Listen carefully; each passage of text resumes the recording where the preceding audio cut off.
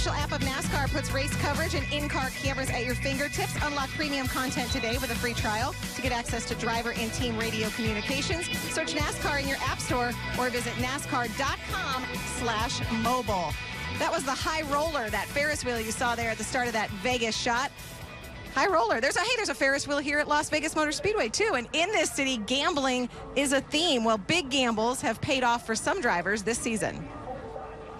Nobody knows what to expect. All bets are off. Basically, Ross Chastain started the year. I'm an Xfinity guy now. He has a truck ride. He's bet on himself before. Ross Chastain, victorious at Pocono. Reddick across the line, praying that they've got enough tiger in the tank to get all the way to the checkered flag. Milks the mileage to the finish. Thank you, Randall. That was a great call, man. Tyler Reddick wins at Michigan. Crew chief on the 20 car, because if you stay out, everybody else may come in and have fresher tires than what you're going to have. A real gamble. Chase Briscoe in the rear bumper of Christopher Bell. Down to the inside. Briscoe slides up. Great job of driving. Chase Briscoe is going to flex his muscle and win at the Iowa Speedway. Shockingly, Austin Cindric comes to pit road. The caution is out. Brian Wilson, the crew chief, made the call. He'll get his first Xfinity Series win. As they roll the dice for this one trophy. So it's not just the big three. Who else should we pay attention to today? Dylan Welsh is with one of those drivers. Chase Briscoe rolling off from the 7th spot today. So you've averaged about a 5th place finish the last 9 races. As we wrap up the regular season today, do you feel like things are coming together at the right time for you and this team? Yeah, I think so. You know, we've had really good performance Mustangs these last really 2 months, you know, like you said. And, you know, the first half of the year we would finish up front, but we didn't necessarily run up front the whole races, where I feel like these last 2 months we've consistently been up front the whole race. So that's encouraging, but we definitely still need a little bit more. You know, we've been close, I feel like, to being that 4th guy, but we haven't really showed that consistently we're that guy. So I think we're going to have to win in these playoffs to get to Homestead, but you know, you got to be running up front before you can win them. So I feel like we've had good speed in our Ford Performance Mustang, but just need a little bit more. And I feel like everywhere we went for the 2nd time this year, we've been way better, and hopefully that'll correlate over today. Yeah, that seat time always helps for sure. Chase Briscoe going to try and polish off a good regular season with a strong run today at Vegas.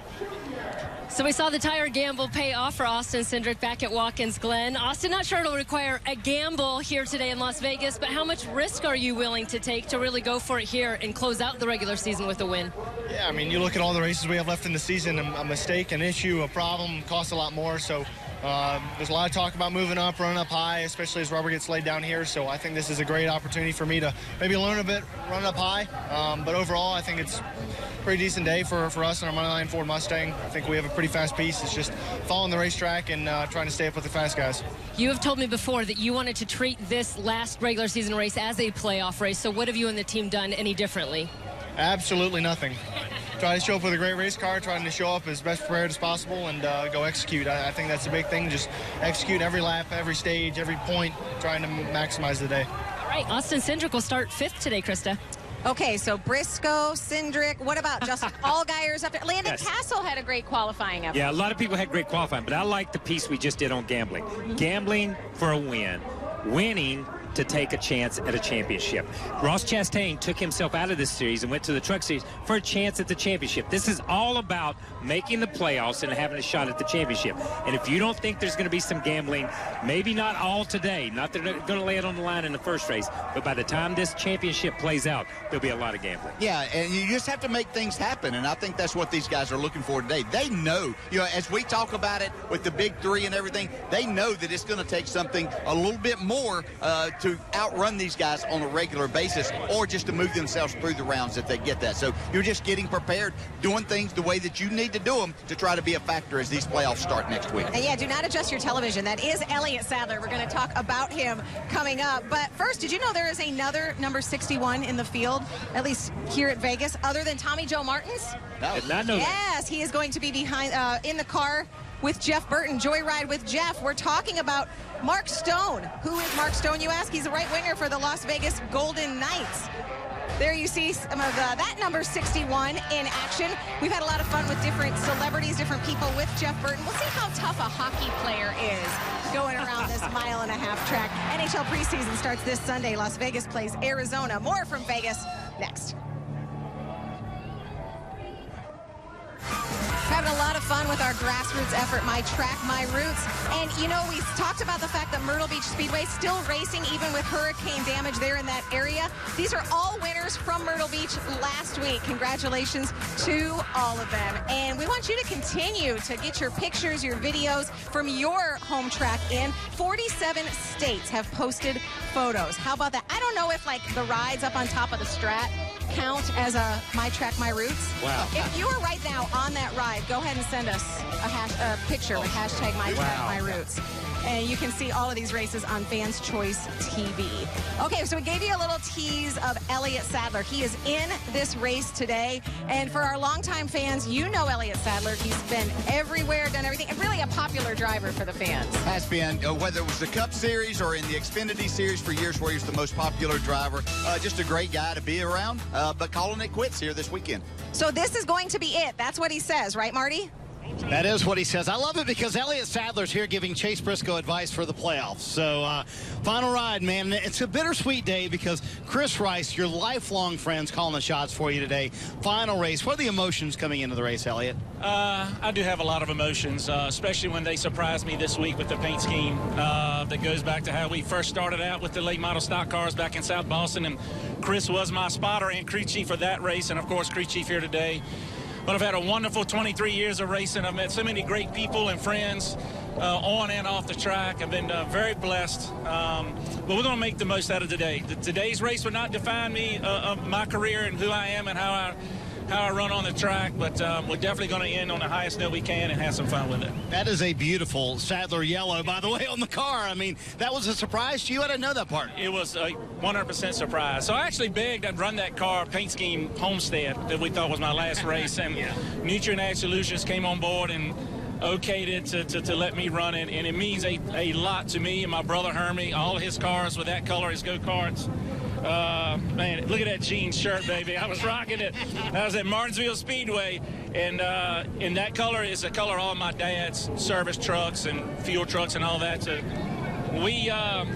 it made me tear up pretty bad, and also made my mom and dad tear up as well. So it means a lot for us to be able to run this in my last ever race, ever putting on a helmet. All right, so I got to ask you, Mr. Retirement, what's with the do? Because is that the retirement hairdo, or is this a baseball thing with the mullet going on? Well, I'm on a fixed income now, man. Things are tough. Come on now. No, it's a baseball thing. You know, a lot of, Josh Donaldson, Chris Bryant, a lot of the professional baseball players my kids look up to. So I thought I'd get a cool haircut, just do something different. For 23 years, I had to cut my hair like somebody else told me to do it. Now I get my own haircut. That's right. He gets to do what he wants to do in retirement. Final race for Elliott Sadler. We're going to let him get Krista back to giving advice to Chase Briscoe about how to get through these playoffs right now. I know. That's a cool conversation to listen into. But, yeah, I was wondering about the hair. I'm glad Marty asked. Yeah. And so we got that cleared up. There had to be a good reason for it, and excuse for it. But, Elliott's very content with all of this. He's ready for this to happen. He's moved on to something else, which is coaching his kids, and especially Wyatt and his baseball efforts. And I understand he's a really good pitcher and a lot to look forward to in the future of him. So Elliott's really happy with it. But what a great career that he's had. He's been great for the sport, and that's kind of how you mark things in this sport when you're ready to go out. Yeah, and that's the statement. He has been great for the sport. He has been a great ambassador. He has been that guy that preached about NASCAR, that talked it, went out and did it, signed autographs, talked to fans. But I will say this. That haircut will define him forever. Because this is the last time they're taking pictures of him in a car. The haircut will define him. The race won't, because he's a great guy. Well, it is cool, though, for him to get to have one last goodbye, a final ride today here at Las Vegas with that paint scheme, like he said, that means so much to him. Well, they say when you're on a roll in Vegas, it's a heater, right? That's the high roller right there. That's a heater today at Las Vegas, but it's going to be great for racing. We'll tell you why when we come back.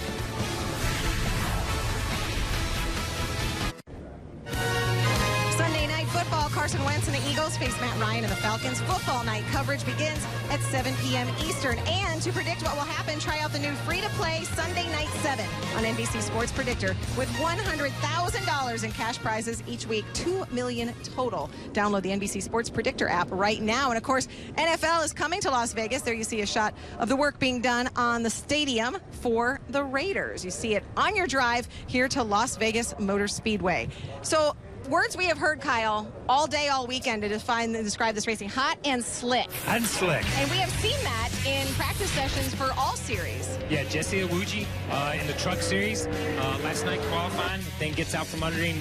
And obviously, the racetrack didn't get any better overnight because we saw the same thing today in Xfinity track. Yeah, we got into Xfinity qualifying, and Noah Gragson had a great lap going. He was tracking to maybe get the pole, but did some fantastic driving here not to tear this race car up. Just needed to put some tires on it. He will have to start from the back, but I think that he's got a fast enough car that he could get up into the top 10. But it is a slick, hot racetrack today. It's going to be interesting. Who's your pick? Red and black, green, 0-0. Nice. Green, 0-0. Okay. 0. Yeah, when it's hot and slick, I think of one guy. That's Tyler Reddick. I think he gets the job done today up against the wall. Have to wait and see. That sun is about to dip behind those grandstands. That's when the action on track will really heat up. The final chance for those outside the top 12 to get into the playoffs. They go all in. Dale Earnhardt Jr. moving on to the Peacock pit box when the race team takes over next.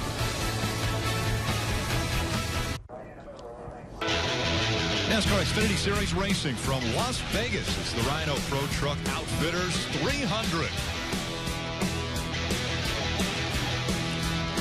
And a gorgeous view here at Las Vegas Motor Speedway alongside Steve Letarte, Jeff Burton, Rick Allen with you. It is the last race of the regular season before the playoffs kick off, and that always ramps up the excitement as well. Yeah, I think when you look at the Xfinity Series, there's not a lot of competition for that 12th and final playoff spot. I think that's kind of decided, but there is a lot of competition when it comes to momentum.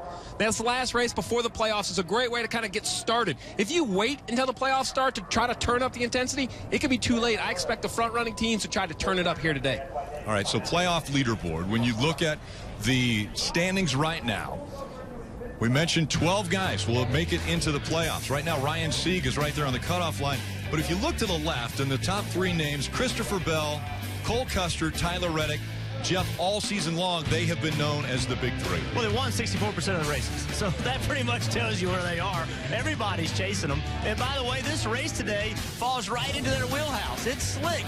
The track's going to be slimy. All these guys like to run right up by the wall, so not only have they the best all year, I think this track is an advantage to them as well. Well, and I talked about that momentum. I think these three are racing each other, so the momentum can even be between these. We have seen Tyler Reddick dominate the mile-and-a-half tracks up against the fence. Christopher Bell has said, I need to get better here, and it seems like every once in a while, Cole Custer, he just shows up and steals a trophy. So which one will go out, lead laps, and win today? And all three of these have talked about this race, almost getting them ready for the last race of the season, which determines the championship in Homestead, Miami. Let's go to the Mobil One Peacock pit box and bring in our friend Dale Earnhardt Jr. I know it's a warm one out there, but how will that be affecting these guys today around the track? They're going to be miserable inside those race cars as hot as it is out here. It's supposed to be 104 degrees here in another hour. But this is a really fun racetrack. There's a lot of bumps down at the bottom of 1 and 2 to try to get through. Those guys going to be trying to run the high side as well. There's billboards that is going to cast a shadow in the top groove of turn 1 and 2. That's going to bring that track temperature down, add grip to the racetrack up there. So go up there and use that. If your car's not good through the bumps, use that shade, use that grip. Down in turn 3 and 4, this part of the track's in the sun all year long. No shade down here. This part of the track's actually a lighter shade because it's bleached out by the sun. No grip down here, even less grip than you have in 1 and 2. You're going to be sliding off the bottom of the racetrack, chasing the car up the racetrack, trying to use that high groove to make that high groove work. All right, so Jeff, as a driver, different one end of the track to the other because of the temperatures. 100%. You have to focus. You have to, the straightaway you're on, you have to be thinking about the corner you're coming to and be perfect in every corner. All right, let's go trackside for today's pre-race ceremonies. And now, ladies and gentlemen, we ask that you please rise and remove your hats as the Nellis Air Force Base Honor Guard presents our nation's colors. And please remain standing as Motor Racing Outreach Chaplain Billy Malden offers our invocation. Let's pray. Gracious God and Heavenly Father, as we rise up once again to recognize your presence in our life, Lord, and to honor our great nation, we do so first and foremost praying for the men and women of our armed forces, both here at home and abroad, as well as all the first responders that defend and protect our freedom. We ask you to be with them and to be with their families, as well as with these drivers, teams, officials, Lord, all of us that are here today, Lord. Let it be a great day, a safe day of racing for all. Father, may your peace and your presence just be with us. In your holy name we pray. Amen. And here to sing our national anthem, please welcome the men of Friends, the musical parody from the D Las Vegas. Oh, say, can you see by the dawn's early light what so proudly we hailed at the twilight's last gleaming, whose broad stripes and bright stars through the perilous fight o'er the ramparts we watched were so gallantly streaming, and the rocket's red glare, the bombs bursting in air, gave proof through the night that our flag was still there.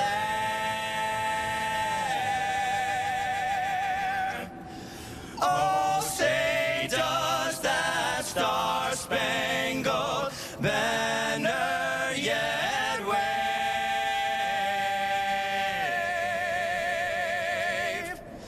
o'er the land of the free and the home of the brave?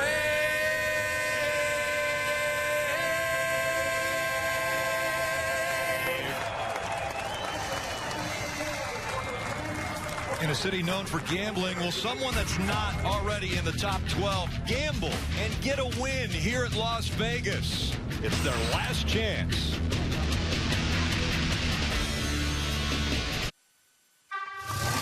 That's the way to do it, buddy. It's a big day for Christopher Bell. Hell yeah. Yeah, baby.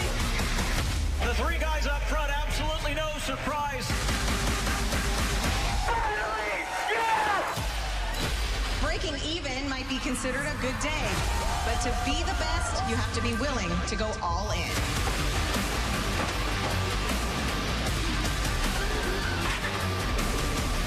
He's going to earn his first win. That's an awesome drive, big stuff. It's the last race of the regular season, 300 miles, 200 laps in front of these drivers. Let's go down to pit road. We start with Kelly Stavist. Rick, Cole Custer was winner of the last two races on mile-and-a-half tracks, trying to make it 3 straight today. And Cole told me he feels like when they get the setup right on this 00 car, they're capable of winning anywhere. So did they do it today? Well, it was good enough to put Cole on the pole position, and now he will lead the field to green as he goes for win number lucky 7 here today, Dylan. Well, Kelly, it's always great news when you come to a racetrack where you have to move around and you're fast everywhere. That's the case for Christopher Bell. He said they were fast on the bottom, but super fast when they moved up the racetrack and ran the outside groove. So he expects to run on the bottom for as long as he can. That's his plan, to stay on that bottom white line. But once he moves up, keep your eye out for that 20 car. He is rolling good. Parker? Right, Dylan, and Justin Allgaier and this 7 team have been so close to getting that win this season, but they just haven't been able to get there. They've been so close in the last month, but I just talked to Justin and Jason Burdett, and they both said this car is great, and we can win today to start off their playoff run. Parker, we're going to talk a lot about the heat today, but imagine being Tyler Reddick. He's in a black race car mostly, in a black fire suit as well. He told me he had a digital thermometer and shot the temperature on the black part of the car. It was 180 degrees, so inside the car, it's going to be warm. Tyler also told me, hey, we qualified 4th. We have been terrible at qualifying this year, Rick, so the rest of the field better watch out. Well, these drivers also, it hasn't just been today or yesterday or even the day before. They've been worried about the heat for at least a week. They've been hydrating. They've been making sure that they are ready for 300 miles of racing in this temperature. Let's get the engines fired up. We go trackside for the command. And now, for the most famous words in motorsports, please welcome your Grand Marshal, Senator Pedro Aces Barba, better known as Don Bull. Drivers,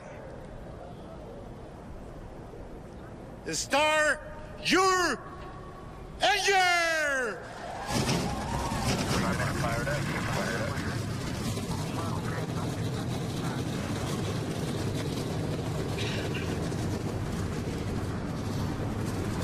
Sure, an emotional moment right there. Elliott Sadler has said this is it. He won't race anymore. He fired the engines for the last time.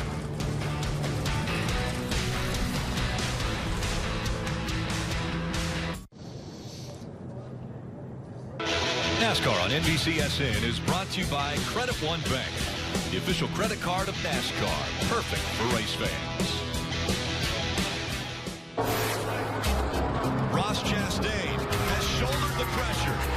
He's going to earn his first win in the Xfinity Series. Oh my gosh, thank you. So let's enjoy it. Burn that to the ground.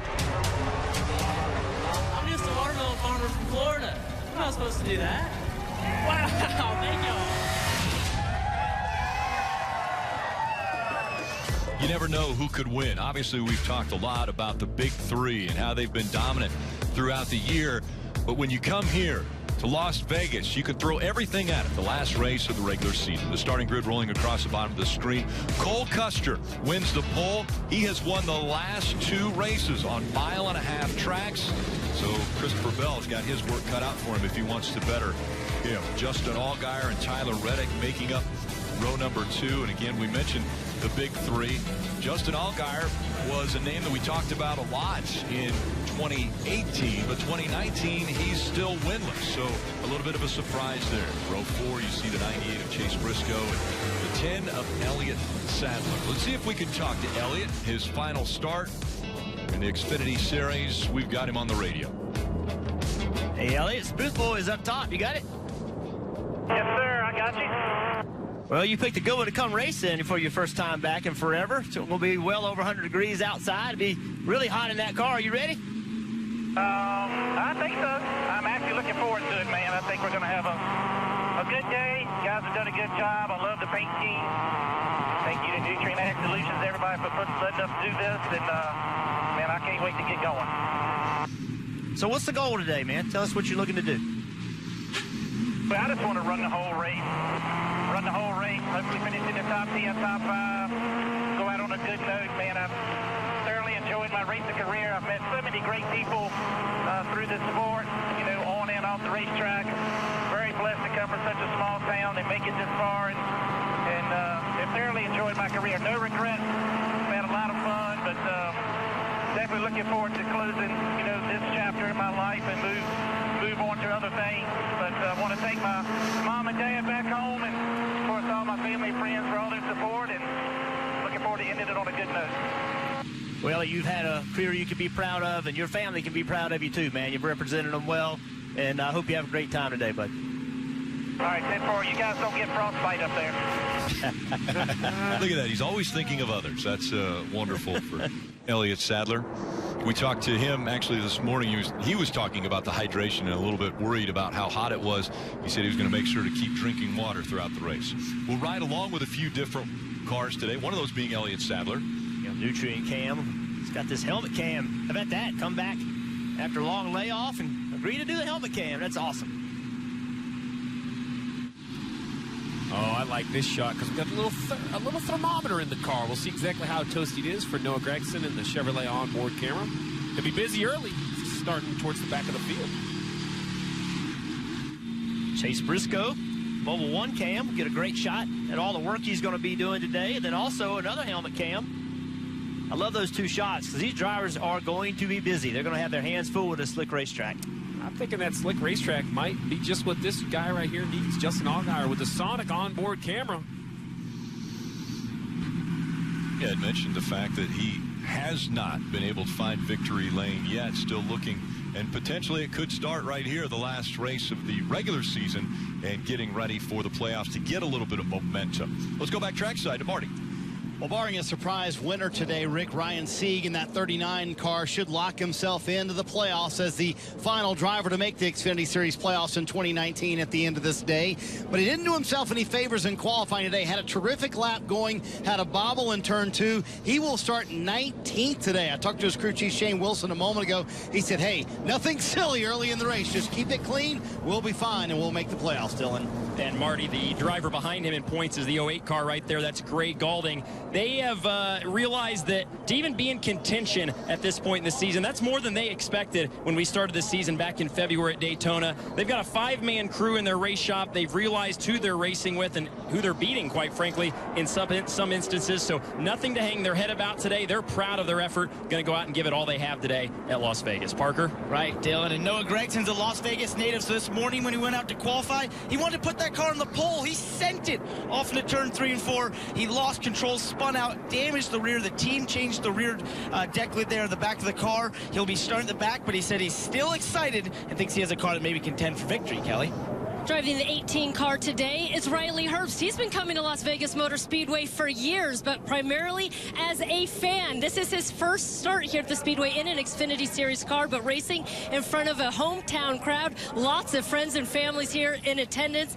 And although it's just his 8th start here in the Xfinity Series, he's in equipment capable of winning, Rick, and he's looking to have a good showing here in front of his hometown. Also looking to have a good showing. And I want to throw out a couple names, guys like Ryan Preece.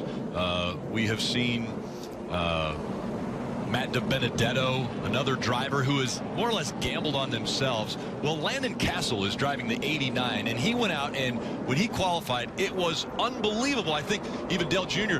tweeted, he said that's like a Hall of Fame qualifying effort, because it was a top 10 performance for Morgan Shepherd Racing. And I think there's another driver who really wants to get something going so that he knows that when the 2020 season starts, he's got maybe a solid ride in front of it. Yeah, prove to potential sponsors, partners, that we're closer than it may appear. And they proved in this qualifying effort inside the top 10 that they can make it happen. Now, I think it's a great idea because you can kind of engineer one lap without spending as much money as trying to engineer an entire race. So a great move by Landon Castle and that entire team. After that wreck he had at Indy last week, man, I was glad to see him here. You know, it was such a hard impact for him at the Cup race. All right, before the green flag comes out, let's listen into the 2 radio of Tyler Reddick and his team. Yep, Eric said everything needed to be said. Have a good day out there, guys. Have a good day on pit road. No mistakes. Copy that. Thanks, sir. And that voice, very familiar to everyone involved in NASCAR. That's Richard Childress, the car owner for Tyler Reddick. Again, Reddick is a defending series champion. Switched over to Richard Childress Racing for this season. Rick, it's maybe 100 degrees outside, but I have a little bit of goosebumps about this first corner, this 4 set of laps. This track has been dangerous all weekend long. The grip level is just not there. Much different than in the spring. See which one of these drivers can adapt and adapt quickly. All right, Cole Custer has chosen the inside line to start this race. On his outside will be Christopher Bell as they get ready for 200 laps, 300 miles in the desert.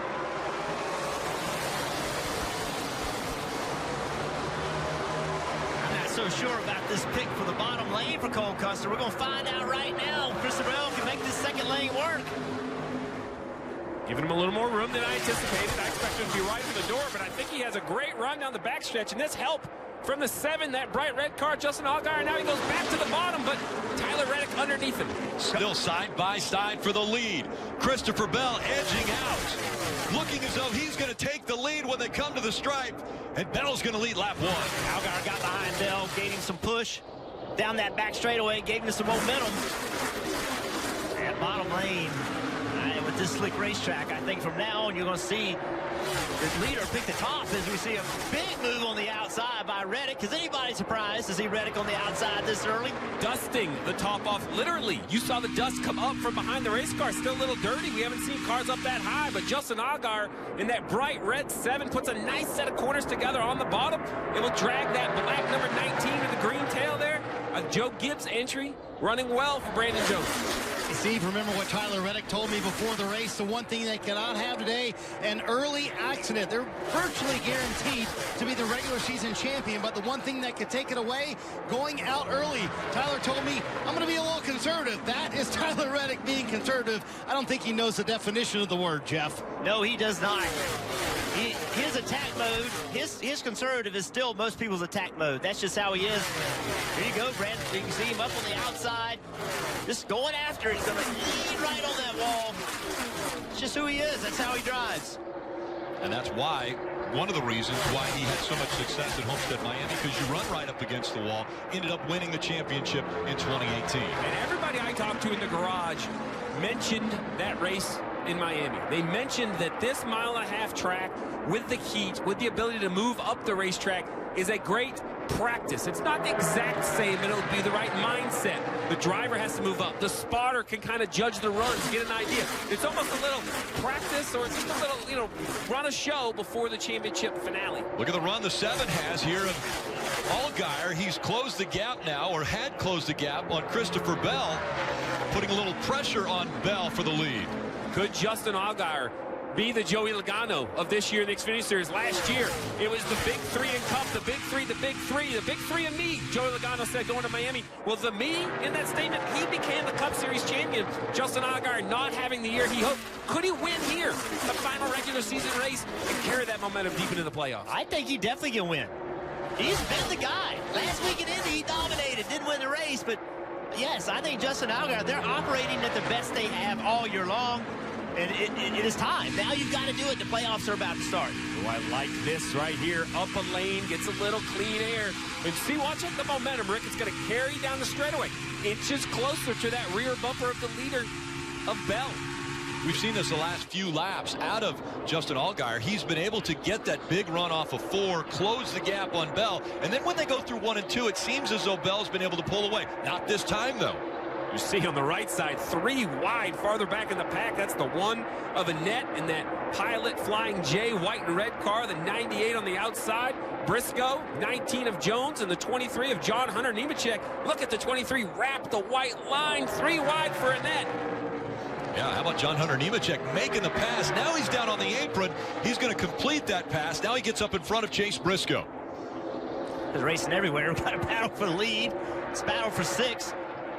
Christopher Bell cannot shake Justin Allgaier. He's tried to be defensive on the bottom, defensive in the middle. Wherever he goes, the 7 has a very versatile car. He could just go to another lane. Look at this. Up 1 lane. Listen to that throttle. Wide open throttle off the corner. Christopher Bell told me that he loved his car on the bottom, and he liked to move up to the top too, but this morning when I talked to him, he said he was going to try to run the bottom for as long as he could. He was going to go to the top when he had to, but he was going to have to be convinced to go to the top. Somebody's going to have to be beating him there. He thinks it's going to be easier on his tires running the bottom versus running the top. And Christopher Bell able to put a little more distance that lap between the 20 and the 7. As we look on board, you see how hard right now Justin Allgaier is working. Oh, he is working, and now he's going to the rougher end of the racetrack. The bottom lanes in 1 and 2, tremendous amount of bumps. The track gets smoother as he moves up. Let's see what Groovy runs. Right down to the bumps. Watch his head bounce in that headrest. Back and forth, sawing the wheel.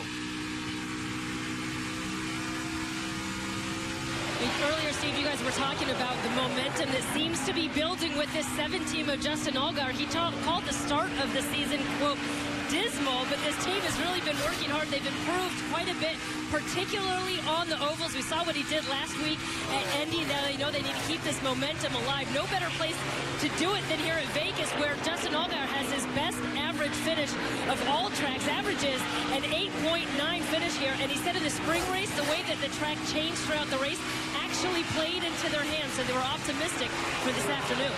Something about this team changed with the heartbreak at Bristol.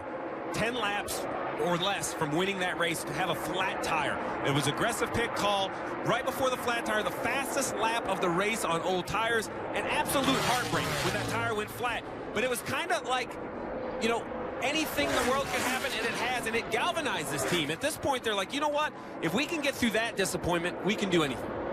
But I think today is a day that's built for him. It's slick. It's hot.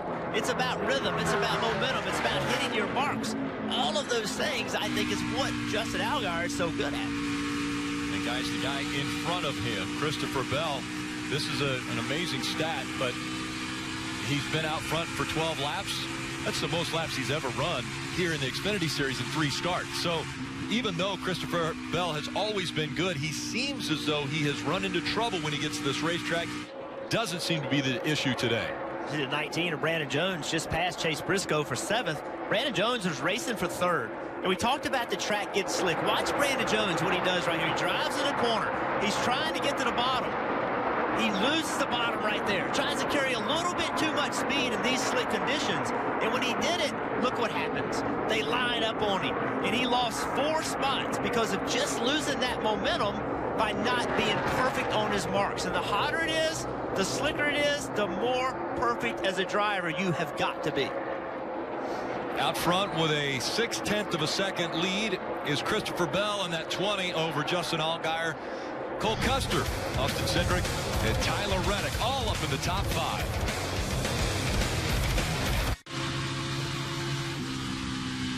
You can go inside the headset with access to NASCAR Scanner all weekend long. Listen in on that pit strategy, spotter communication, and crew chief calls. Go to NASCAR.com/scanner.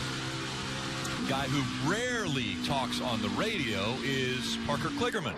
Parker, you're down there in turn 1, right? I am. I like to find cool places to watch race cars go around the racetrack, and I think I found a very cool place right here. This is down in turn 1 and 2, and you guys talked about the multi-grooves on offer. One thing I've noticed that surprised me is how they were on the bottom so early and such a dominant line, but what I'm starting to see is that as cars are starting to move up just here and there. A couple cars at a time are just starting to move up the track and get towards that wall. I think by the time we get halfway in this race, the predominant line down 1 and 2 will be up at that wall. And one of the things you notice is that shade. It's because it's actually getting cooler, so there's more grip up there. Let's see how it goes. How hard is it on these tires going from a cool surface to a hot surface back into it? Well, it's not really a cool surface, but a cooler surface. It's hot at both ends for those Goodyear tires. They're trying to grip as much as they can, and Parker talked about moving up. Well, I don't think it's a surprise. Tyler Reddick, he was there at lap 1, lap 2. Well, he's now over that final pavement seam. You look at just like the seams in the highway.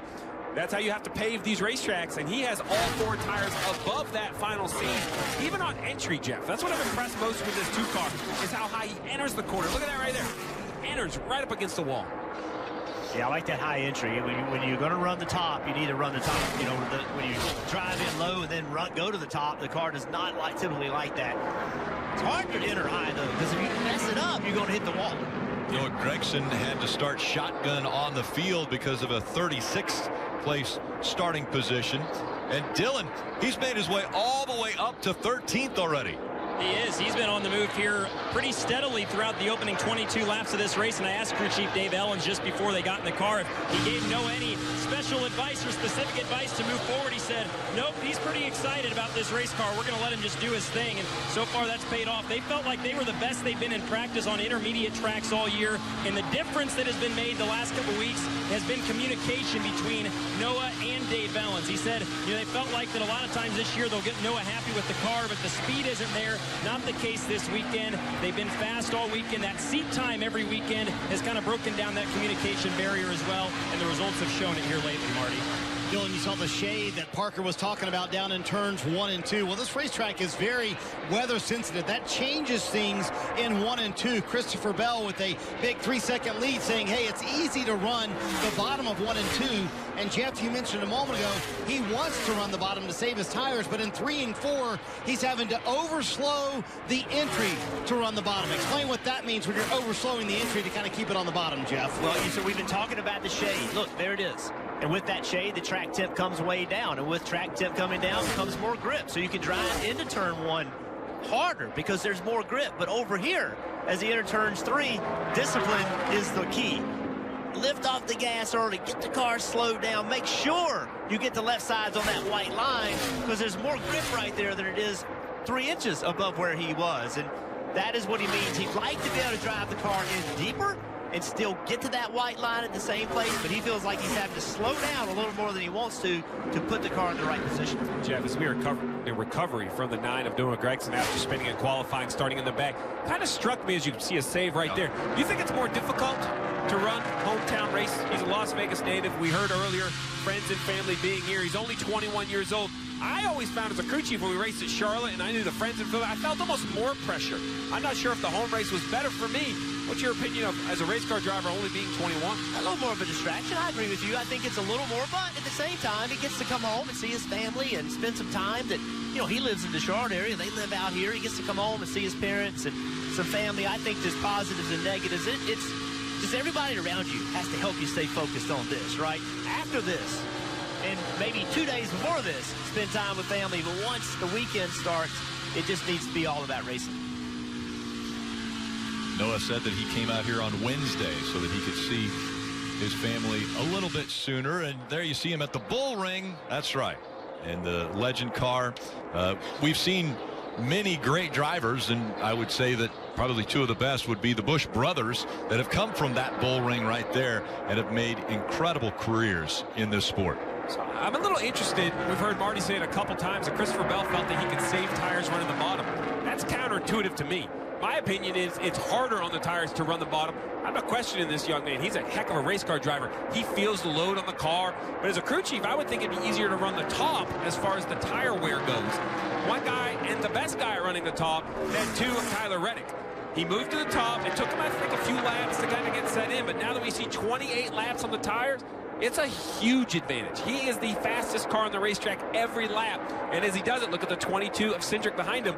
Maybe a little lesson here. How do you run the top? How do you learn to run the top? Follow a guy who's very good at it. Kelly. Yeah, so a good opportunity right now for Austin Cindric, who all throughout happy hour yesterday spent a lot of time working on his line around this track and different lanes. When I asked him today what he thought he'd have to do, he said, I think I'm going to have to use as much asphalt as possible. And now his spotter, Coleman Presley, kind of trying to help him out based on what the 2 is doing. The 2 car's got above the top seam in 1 and 2 now. He's starting to make a little time doing it. No gain in 3 and 4. Better than all these guys in front of us working traffic. So Austin followed that up by telling Coleman that the 2 is just not as loose as he is right now, so the handling not quite perfect for Austin Cindric in that 22 car to make the lines he'd like to. Well, I think that the message got delivered. Look here. To the top. Bell has been running the bottom. Said he wanted to run the bottom as long as he could. You, Steve, noticed that Cindric and Reddick were faster. That message got relayed to Christopher Bell. So Christopher Bell said, okay, well, I'll go up there and I need to learn how to get better. And when he did, he immediately picked up about 1/10 of a second, almost 2/10 of a second on his first lap of going up there. So, you know, that's what happens. Somebody does something that's better. All that message gets spread throughout the field and everybody tries to do it. The city is known for shows, and right now in the first stage, it has been all about the Christopher Bell show. He's led all 31 laps already. Power is the biggest touchscreen a truck's ever seen. One that can see and hear your every command. But when you surround it with 19 speakers, back seats that do front seat things, and end up Motor Trend's 2019 Truck of the Year, that's the power to innovate. The all-new Ram 1500, part of America's most powerful lineup of pickups. With 0% financing plus bonus cash, get an estimated $10,348 in total values on select 2019 Ram 1500 models. Let's go! At US Cellular, we heard you. You want a wireless plan that works for you. That's why we're giving you unlimited data for just $30 on a network ranked #1 in network quality performance. All that and no hidden fees. So there are no surprises on your bill. That's the best value in wireless. That work for you? Get unlimited data for just $30 a month with no hidden fees. Now that's fair.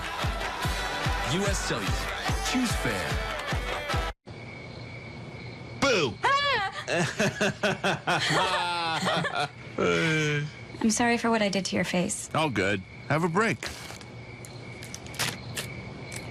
Have a break. Have a Kit Kat. Nobody does spicy chicken like Wendy's. And now, spicy nuggets are back. So all hail the queen of spice. That's right. And get a free 6-piece when you mobile order through the app.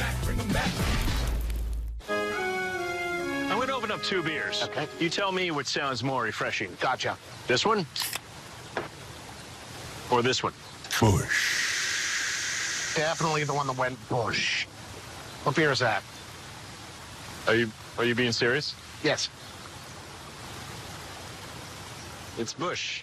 Right. Bush.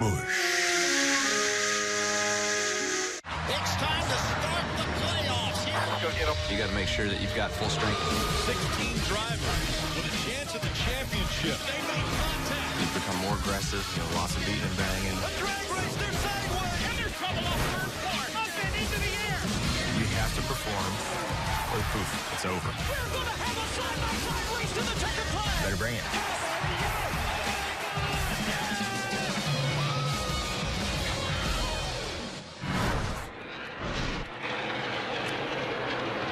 You saw all of that racing action in NASCAR nonstop. Christopher Bell leading all 36 laps to this point. Time for our Toyota driver update. And a moment ago, we saw Bell go to the top of the racetrack. He was running up there because spotter Tony Hirschman, the veteran who also spots for Kyle Busch in the Cup Series, says, hey, they're turning some fast lap times up there. He has since gone back to the top, but he stayed on the bottom after he ran a couple of laps up there. So, Jeff, I'm wondering if he wants a little bit of experience up there, but he knows the faster lap times up top, but he still likes the bottom. Look at that racing action on, Rick. And look at this. Once again, we're seeing Cole Custer in the 00. It looks as though he's having an issue with this car. He has been slowing down. Cole Custer has now fallen down to the 5th position. He has just found himself in some bad spots in traffic. And look at this right here. When you run the top, he's, what, 5 car lengths behind the 2. You come with a huge bit of momentum, and the 51 just comes up like there's no one running the top, and the 00 does a nice job. That's a great job of losing a position and not getting in a wreck. Let the 22 go if you have to. Catch your breath. Yeah, it's almost like Jeremy Clements didn't know he was there and then learned he was there really quick, was trying to get out of the way. That was close to a big wreck. Well, a very close call. Cole Custer wants to gain as many points as he can. He's looking for playoff points. He knows he's locked into the playoffs with 6 wins already this season. But that little extra cushion that can help you just move your way all the way through the rounds into Homestead, Miami, every point matters. So you don't want to get wrecked out early here at Vegas, the last race of the regular season. You mentioned Miami. You know, that racetrack, where do you run? You run right against the wall. And look at this move right here. Cindric getting underneath the 2 of Reddick. Reddick got stuck behind the lap traffic. Saw the 17 of Joe Nemechek. Reddick just got stuck behind him, and Cindric took advantage, and now he's coming back at him. It's amazing how slower cars and lap traffic has impacted racing today. Well, Rick, you mentioned points. Let's not forget, Christopher Bell had a huge points margin last year. He wrecks Texas and Kansas in the final round. He goes to Phoenix in a must-win.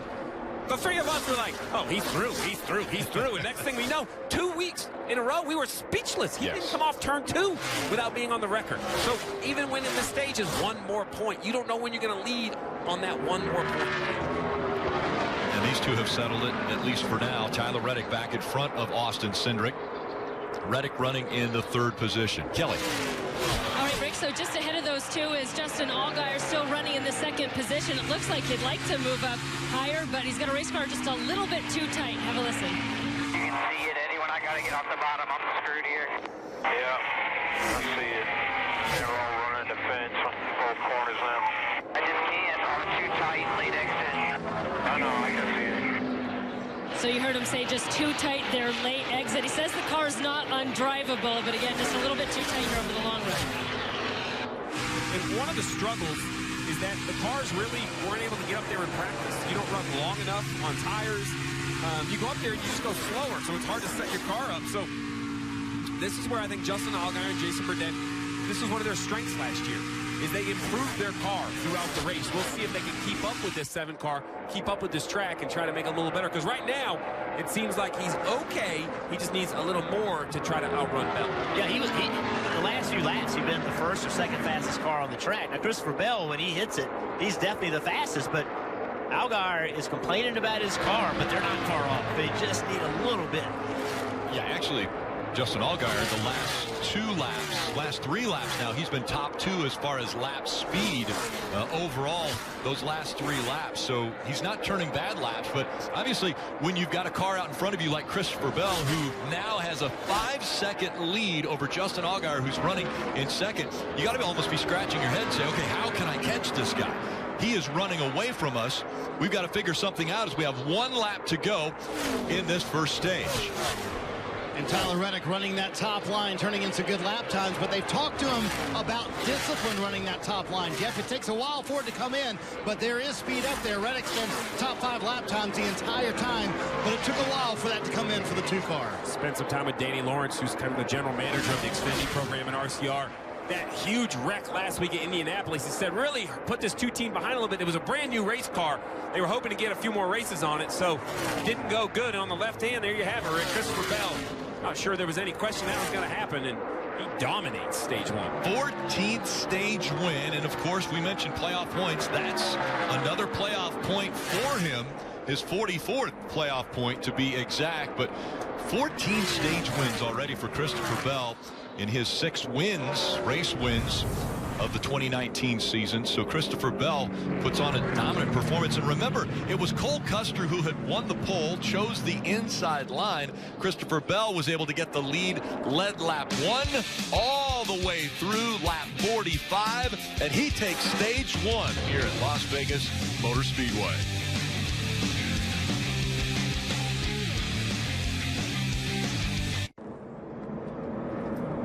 Christopher Bell wins stage 1 of the Rhino Pro Truck Outfitters 300 from Las Vegas Motor Speedway. You can catch all the action of NASCAR on NBC with the NBC Sports app. Go ahead and get closer. Alternate camera angles, driver stats, track information. You get it anytime, anywhere. NBCSports.com/live. Yep, team ready up on the wall.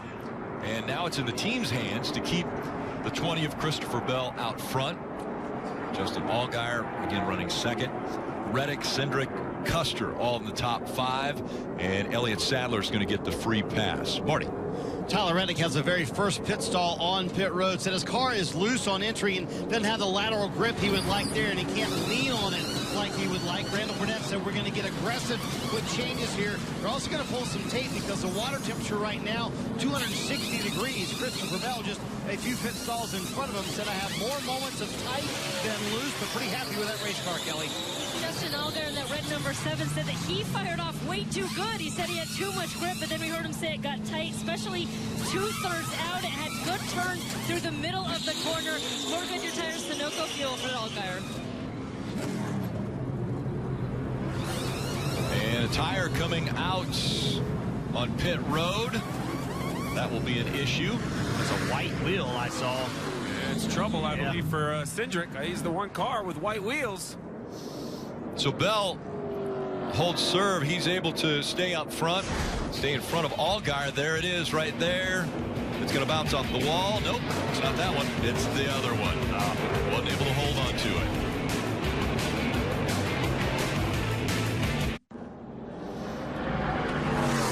And getting ready for the start of the second stage from Las Vegas Motor Speedway. Before we do that, let's go to the Mobile One Peacock Pit Box and Junior.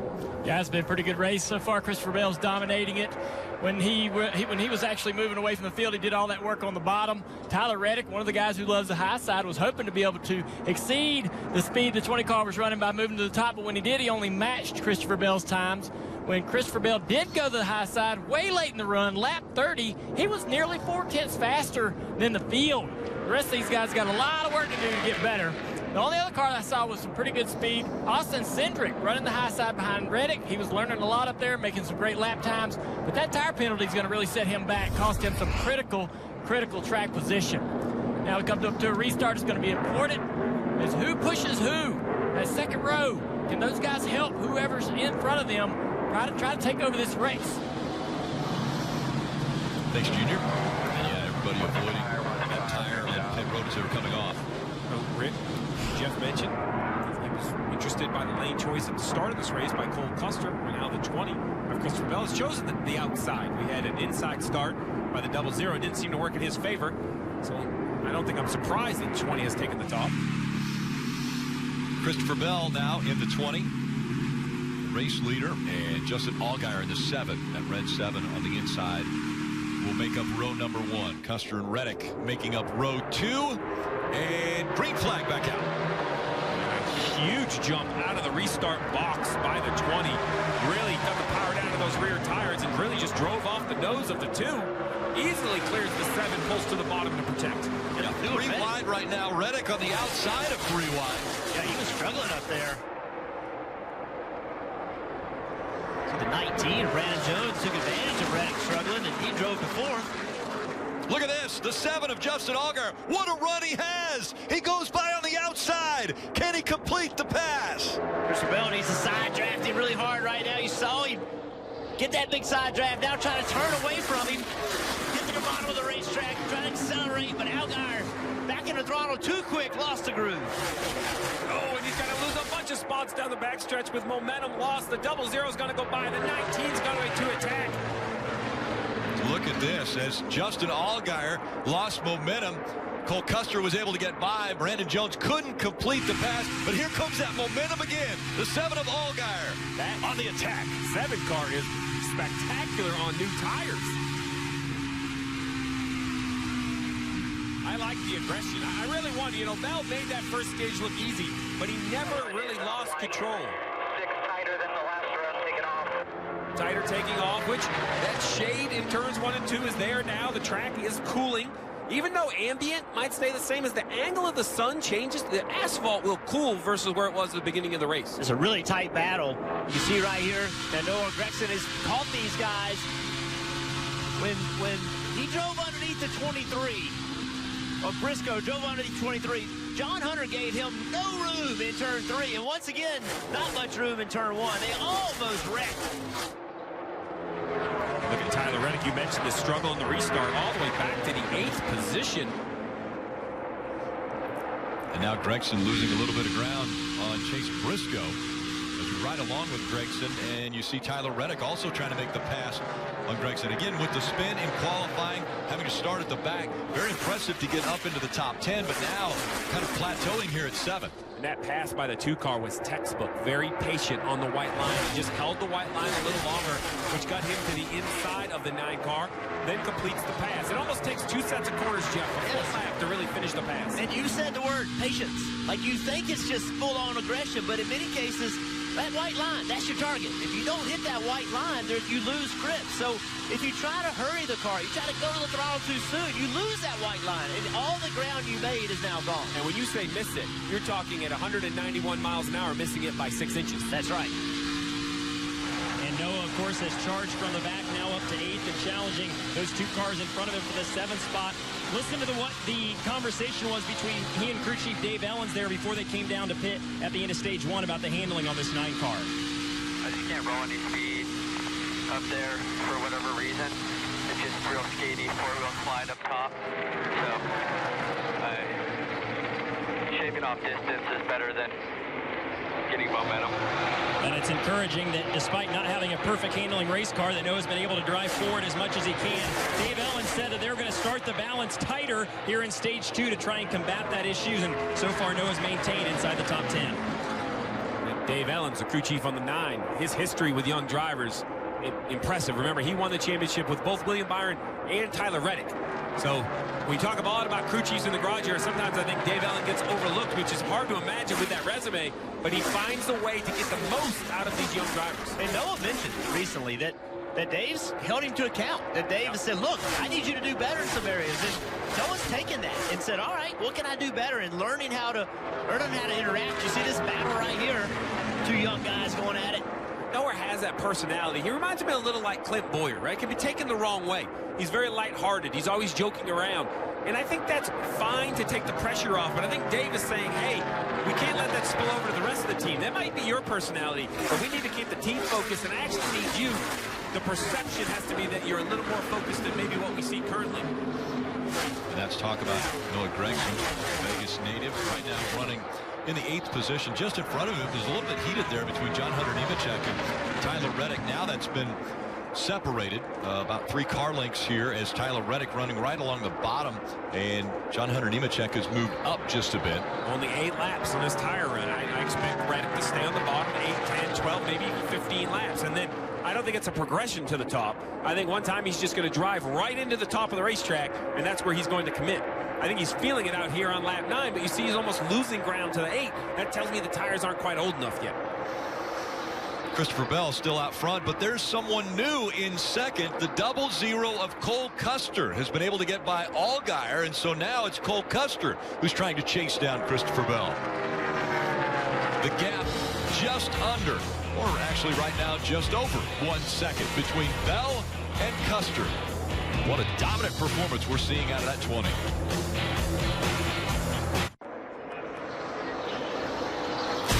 Monday, September 23rd, it's time to stand up to the powerful and fight back.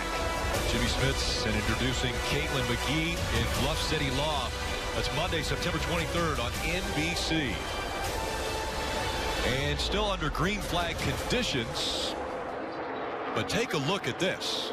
Surprising that you can stay green when you have a car this sideways. Wow. Brandon Jones. We've been watching Brandon Jones 2 or 3 laps prior to that. He had the fastest car on the racetrack. And good gosh, that was loose. I don't know how you saved that race car. Parker. Well, guys, you were wondering maybe when that top would come in. Steve was saying it maybe would be like a light switch. Well, we've started to see it come in, especially down here in turn 3 where I am. I have one of the coolest views I've ever seen. We see Justin Allgaier go by. You got Chase Briscoe on the top, Tyler Reddick, and I just love this view because I feel like I literally give up touch the race cars. And I can tell you from racing the Cup race here in the spring, the higher you enter into turn 3, how brave you are on that entry, you create so much more speed through this corner. The bravest so far has been none other than Tyler Reddick, but I guess no one would be surprised by that. So this is great. On the right-hand side of your screen, those cars are coming down the backstretch. They're going to come into view on the left side of your screen, right here, right against the wall. Here they come, the 2 of them. Talk about entering high, no room for error. That's there. And fast. They're so fast. That's just crazy to watch cars going that fast, that close.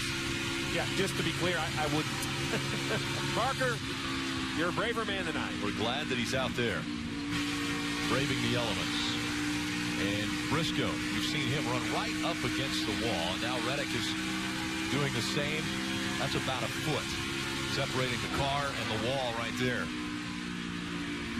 And guys, something that I think a lot of people maybe lose sight of, Chase Briscoe really is limited in his asphalt racing starts. The start of 2019, 71 total asphalt starts, so he's just now getting to about 100 total pavement races, racing against guys that have 100 starts in the Xfinity Series alone. So it's been a big learning process for him this year running full-time in the Xfinity Series. And Richard Boswell, the crew chief, admits they've been hard on him. They've pushed him, but it's expedited that learning process. Chase has listened to his credit, and he's studied more and reacted positively. That's why they're in the position they're in right now, Marty. And it's fun to watch these 2 former dirt racers kind of fight for that ground on the top of the racetrack. Tyler Reddick going to the bottom right there. We mentioned that the regular season championship for Reddick was not locked up yet. You think they're paying attention? Listen on the radio. How we looking, Randall? We'd like 2 more points. Must be plugged into that box today. Yes, I am. So we need 2 more points. And they are watching everything. Tyler Reddick needing 2 more points to win that regular season championship. And with it, 15 bonus points. Those are huge. Yeah, it scales down. To win the regular season, you get 15. Finishing second, you get 10. So that 5-point difference of playoff points is like an extra race. It's like you've won an extra race over your competitors. When you talk about moves that determine a race, remember how good the 7 was on this restart. He was outside the leader, trying to complete the pass, couldn't quite get it done, and then lost that momentum and lost a couple spots. And because of that, that battle for second on the left side of your screen has been waging. I believe the 7 is better than the 00 of Custer, but Custer is just relentless at perfection. He's running right on the wall, not giving the say. He's like, hey, if you go by me on the bottom, have that. I'm not even going to pretend I'm going to go down there. Watch him. He goes in, puts it right against that bright yellow wall, and forces the 7 to go somewhere else. Wow, we've been watching these great battles, and they are great battles. Austin Cindric has driven from that penalty tail end along his line to 7th. And still, with 17 laps to go in this stage, he's running down Brandon Jones. He's running down Reddick and Briscoe. Those battles we've been watching, he's faster than they are. He's done a really nice job of driving this car back toward the front. 18 top 10s for Austin Cindric this year. He has been consistent. He has been great. Austin Cindric, he's a guy that Steve, you and I, we were hard on him. Like, he got in some wrecks he didn't need to be in. He was put himself in positions he didn't need to be in. And I asked him yesterday, I said, what's the difference? Like, you're not doing that now. He said, listen, I just try to learn. Like, I listen to the people around me. I trust the people around me. I study a lot. I watch a lot of film. I take this very seriously. I want to be the very best race car driver I can be. And I'm learning. I'm learning how to be a driver at this level. Brian Wilson, his crew chief, I spoke with him. He was very high on his driver. And he said the win that both of these two got together just validated everything. Brian said he had more confident to go to the company and say, I need something different in my race cars because, you know, until you win, you're at Team Penske. They have championship crew chiefs, winning crew chiefs. You know, he had to have that little bit of swagger. He said Austin Cindric also comes in the garage and practice now, and he's a little more vocal. Like, no, I need something different. Not a suggestion, but more of a statement. He said everything over the course of the weekend has kind of changed since those wins. I think it's harder for them, too. But a lot of these guys have teammates.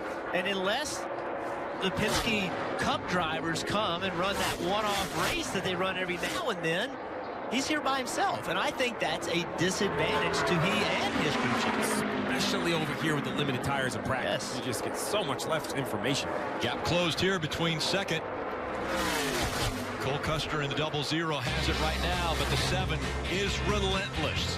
Christopher Bell still out front, 2.6 seconds. The lead he has over second as we go NASCAR nonstop. Losing season. What if we found a new team? What if our team was the fastest? Nice hybrid. What if our team was the grimiest? What if our team was the biggest and baddest?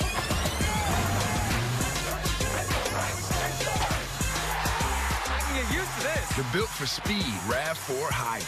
Toyota, let's go places. Nobody does spicy chicken like Wendy's. And now, spicy nuggets are back. So all hail the queen of spice. That's right. And get a free 6-piece when you mobile order through the app. Bring them back. I'm going to open 2 beers. Okay. You tell me what sounds more refreshing. This one? Or this one? Bush. Agreed. The second one. That's 2 for Bush. Boo! I'm sorry for what I did to your face. All good. Have a break. Have a break. Have a Kit Kat. Golden Corral's juicy endless sirloin and saucy St. Louis style ribs really put the meat in Meet Me in St. Louis. Endless sirloin and St. Louis style ribs. Golden Corral, the only one for everyone.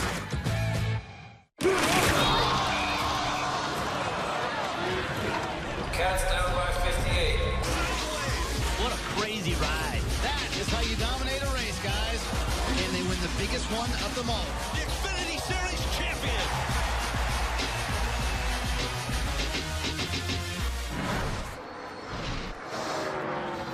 You were able to see in NASCAR nonstop, the 7 of Justin Allgaier able to get by Cole Custer and take the 2nd spot. A little bit of a close call, though, for Justin Allgaier. Take a look at this. Tommy Joe Martin's in that blue number 61.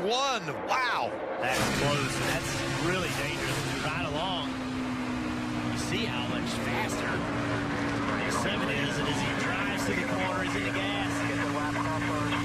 Oh, gosh. That would have been contact in that right rear quarter panel. That would have turned him directly into the wall.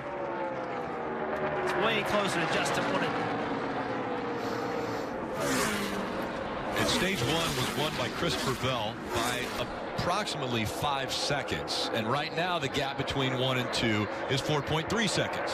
But Rick, I don't even want to say it because I don't want to jinx the poor guy.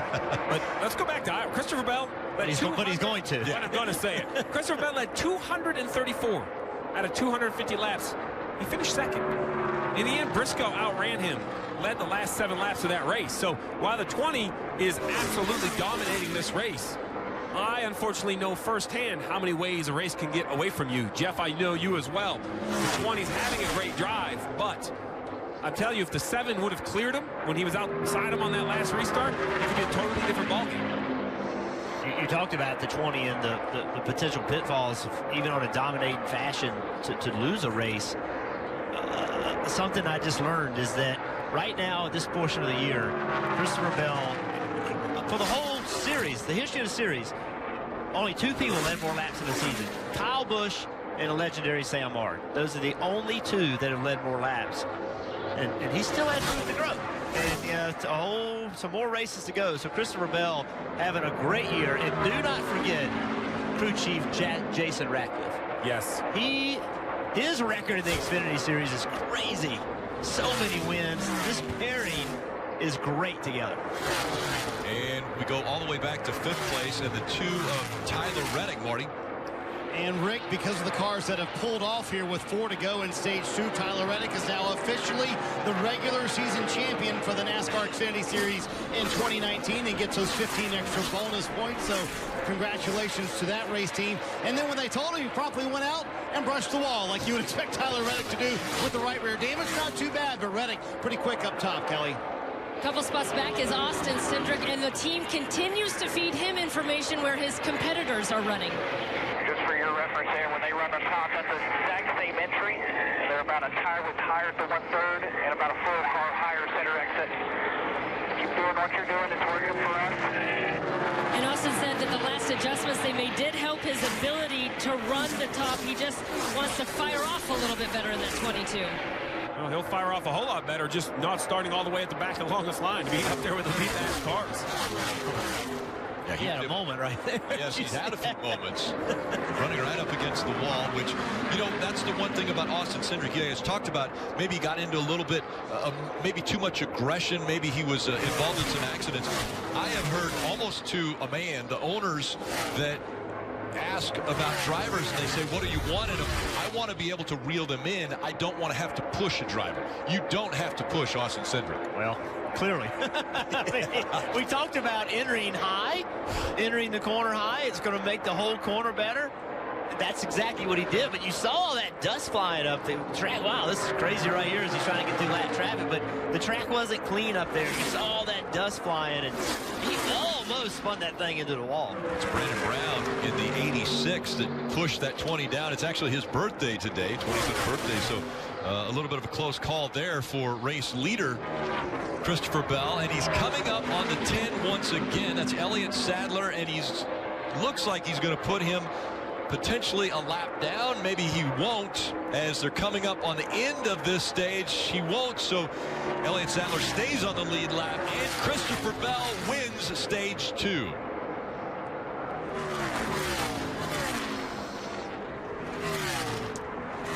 Christopher Bell, the only driver to sweep stages in 2019 and win. He's done it twice already. You mentioned that crew chief, Jeff. Jason Ratcliffe on top of the pit box. They sell that they're not ready for the mile and a half, that they're not as good as Reddick, and they're not as good as the 00. And I think they perhaps were being honest for a moment. Whatever they found, it's working. Oh, Jason has 53 Xfinity wins. Oh, boy. That's pretty good.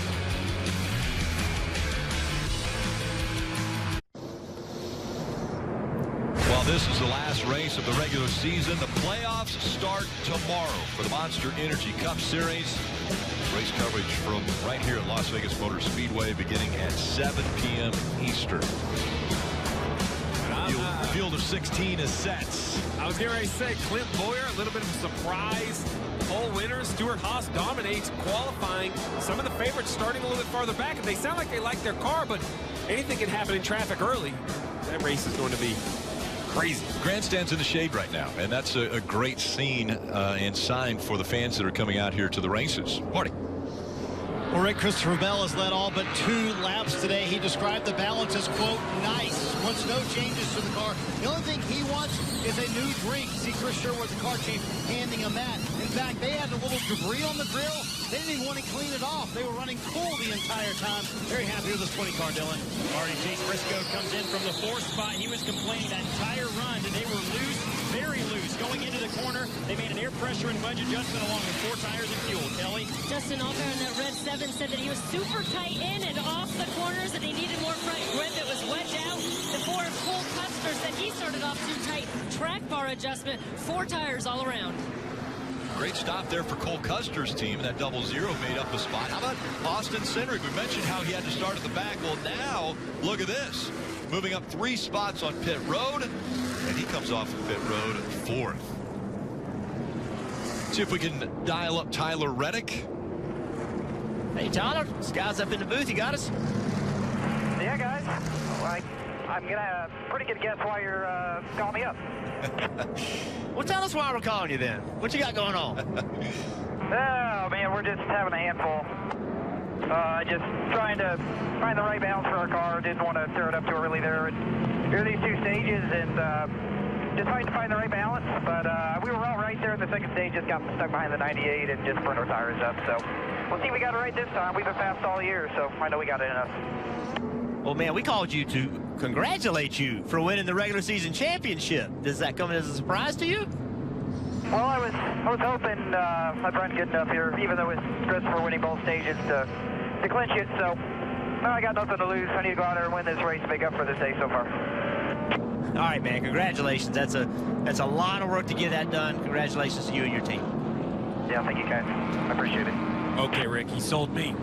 Tyler Reddick says he has nothing to lose. Right. I'm tuned in. This could be an exciting final stage. That's what we're looking forward to. It's 106 remaining in this race.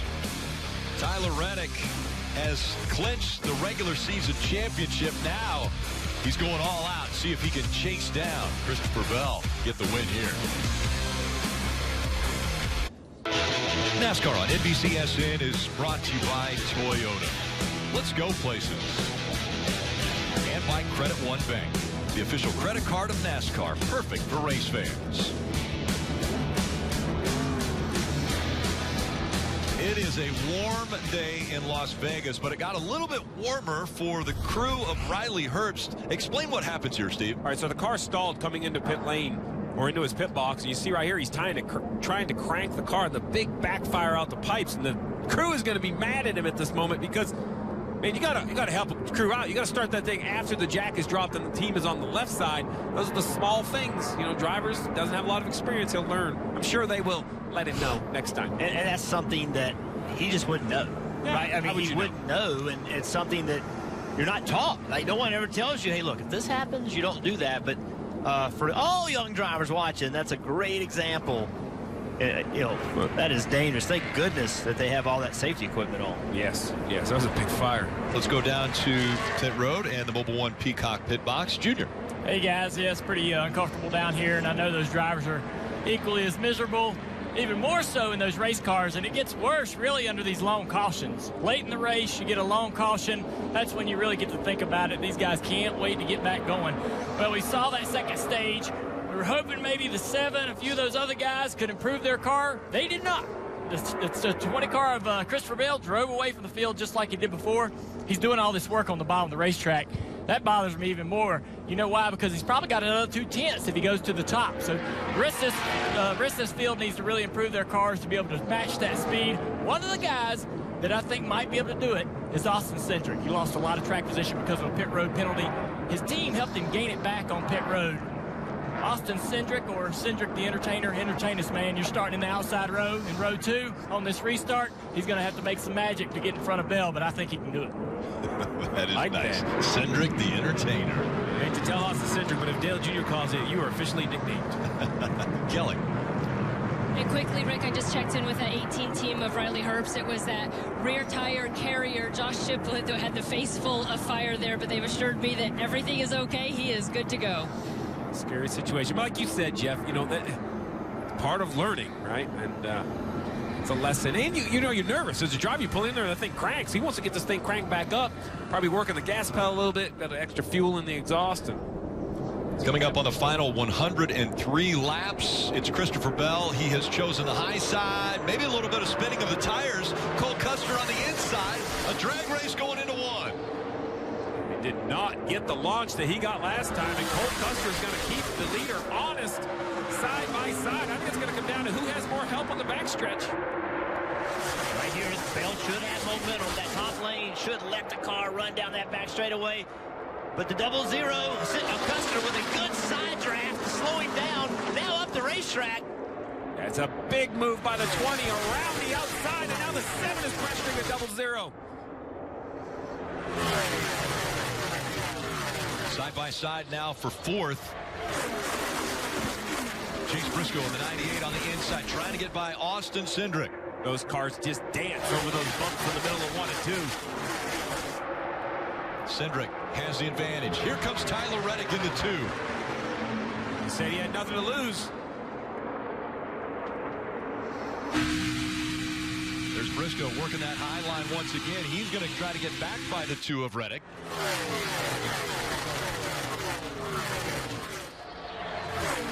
Those two still door to door for position. I like Briscoe and what this team are doing. They're getting better as this year goes along. Gonna clear it. No, he's not. I thought he had to go. Yeah, he got him cleared. 98 starting to run well every week. John Hunter Nemechek with an aggressive move to the bottom. But look how much momentum the 2 of Reddick carries. Oh, a block by Briscoe. And now Briscoe looks to the inside of Cindric. Cindric was trying to block, but he couldn't block both lanes. Went to the bottom. Briscoe went to the top. They just swap back and forth. And now here comes Austin trying to cross him over. As he does it, the 2 of Tyler Reddick is going to be thinking 3 wide if he can knock the momentum of those first 2 cars. He does. He climbs the hill. He's going to try to keep the momentum up off the corner here. He's looking for a 3 wide move down the front stretch. Risky move by Briscoe, laying that fender right on the quarter panel of Cindric. Would have been easy for Cindric to lose in the back of that car and take both of them out. Reddick climbs the hill again. I know what Reddick's thinking. This is going to be a 2-for-1 move right here. They're going to get both cars on the same straightaway. I think there's some momentum right now. See what kind of run he has. He's looking to the high side of the 22. Cindric will go down right on the white line, right in the middle now. In front of Cindric is Briscoe. And behind them, the 2 of Tyler Reddick. Yeah, Briscoe has these 2 guys cleared. He needs to hit his marks in 1 and 2. Takes the middle of the racetrack. This is the Tyler Reddick we remember. Those first 2 stages, as you see right here, battle for second. The 7 of Allgaier took him a ton of laps to get by the 00 on the last stage. Here, he's cleared the 00 in only 5 laps. And now we'll see if the 7 has made some adjustments, some changes to that car, and able to reel back in Christopher Bell, who has a 9/10 of a second lead. There's the gap between 1 and 2 on the left side of the screen. It's a good set of corners for Justin Allgaier. After you make a pass, as a crew chief, I always wanted just one good set of corners to kind of break away, and now you can flip to the offense. If you bobble, all that work instantly gave up. And how do you do that? As a driver, you're in this battle, right? You have all this stuff going on. You're trying to make that pass. As soon as you get in front of that guy, you have to change what you're thinking about. Now it's all forward. Pay attention to what's ahead of you and do everything perfect. This is how he accomplished it. Just like you were talking, patience around the bottom. Didn't rush to the throttle, held the white line a little bit longer than the 00. That's how you do it. That's how you set up a pass. Very well executed. And last time by, faster than Christopher Bell. We'll talk about hungry, too. Justin Allgaier. Here's a guy who went out and won multiple races last year and was expected to be one of the favorites for the championship in 2019, and it has been a dismal start as far as the win column. And a week ago at the Brickyard, had an outstanding run. Closing laps. I don't think he was more than 4 feet off Kyle Busch's rear bumper. He forced Kyle Busch to be perfect. Now, unfortunately, it was Kyle Busch, and he was perfect in the closing laps. So, what does he have to do to win? They got to be asking themselves, like, when can we break through? Yeah. If he had track position, if he'd have been in front of Kyle Busch last week, he wins the race. He had the best car. The other thing that Justin Allgaier has to worry a little bit about, we talked about it at the beginning of the race, playoff points. Justin Allgaier only has 5 playoff points up to this race. Now, he's going to finish in the top 10 for the regular season. That's going to get him a few more playoff points. But Justin Allgaier needs to think about his competitors, the guys that he's racing and trying to beat for the championship. They're going to have quite a few more playoff points than he does when they start the playoffs. And we keep talking about winless this year. Well, last week was the 1-year anniversary. So now it's not just a season. Now it is a calendar year, a 33 race winless streak. Yeah, his emotional win at Indianapolis a year ago. And now he's starting to pull away from the 00. And a big loose bobble there for Justin Allgaier. Kelly. You heard him say it just there, really free, getting back to throttle. You talk about that win a year ago in Indy. Well, Justin told me in a lot of ways it feels like it's been 5 years since he last won here in the Xfinity Series. But this team much more focused on just building momentum headed into the playoffs. All right.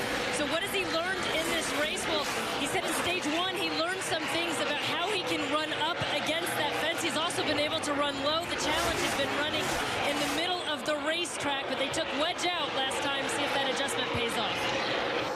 And interestingly, we're going to see the 0-0 of Cole Custer with the momentum now. 2 times in a row, Justin Allgaier's run a line that he has gotten extremely loose, and the back end's come around on him. To be able to execute the pass that Justin Allgaier did on the 0-0, your car has to be very free and turn great around the bottom. That car in front of you is breaking the air. You don't have the downforce. The unfortunate part is now that he is the leader of these 2 cars, the leader of the race for second, it's kind of pinning the nose. So I think it's probably freed his car up now that he is out front of the 0-0. You see this battle for 11th. See the 9 of Noah. He just keeps catching the 11 of Justin Haley, and that time getting into 1. Noah had a big run, and the 11 kind of ran him up the racetrack. I have a feeling Noah's getting frustrated. Earlier, here's a 3-wide battle. Riley Herbst in the middle. Watch Noah's car as he gets up by the wall, almost loses it, had to get out of the gas. Riley Herbst took advantage of it. Riley's gotten by him and driven away from him. Big run by the 7 of Allgaier to the inside of the 0-0. And he's going to go back by, try to get that car to tighten up a little bit. I think that's what it is. He's just too free. He gets behind the 0-0. The car builds a little tight. He executes the pass. Dale Jr. mentioned it. 22 creeping in the picture there. 4th car in line. That white and green car. 4-car battle right here. All for position and way up against the wall, the 98 of Chase Briscoe, and sideways. Tommy Joe Martin's in the 61. The caution will come out. All right, didn't hit anything. Didn't hit anything.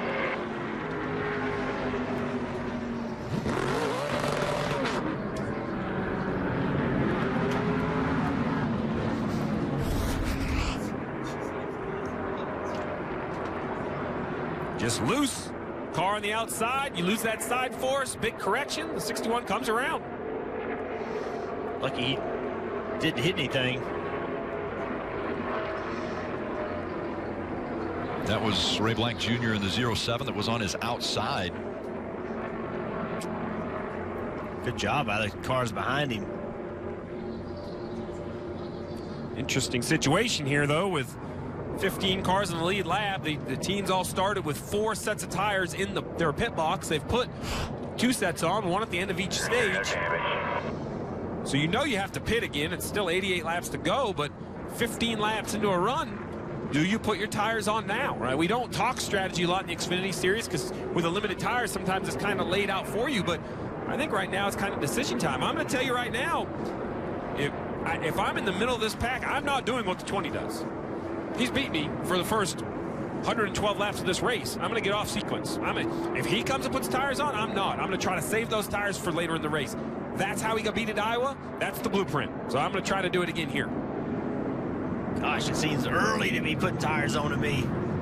I wouldn't. I'd stay out, but maybe they won't. Maybe they'll just do gas only. Marty, what are they going to do down there? Yeah, kind of no hesitation for Jason Ratcliffe because Christopher Bell, even though he's leading all these laps, came on the radio, said kind of no balance right here and a drastic change. So that tells you the track is really changing right here. Air pressure for Christopher Bell is the change. Dylan? Chase Briscoe back in and saying he wants more of that change that they made the last time to try and tighten him up on entry just a little bit. Going to do an air pressure adjustment, 4 tires and fuel for the 98, Kelly.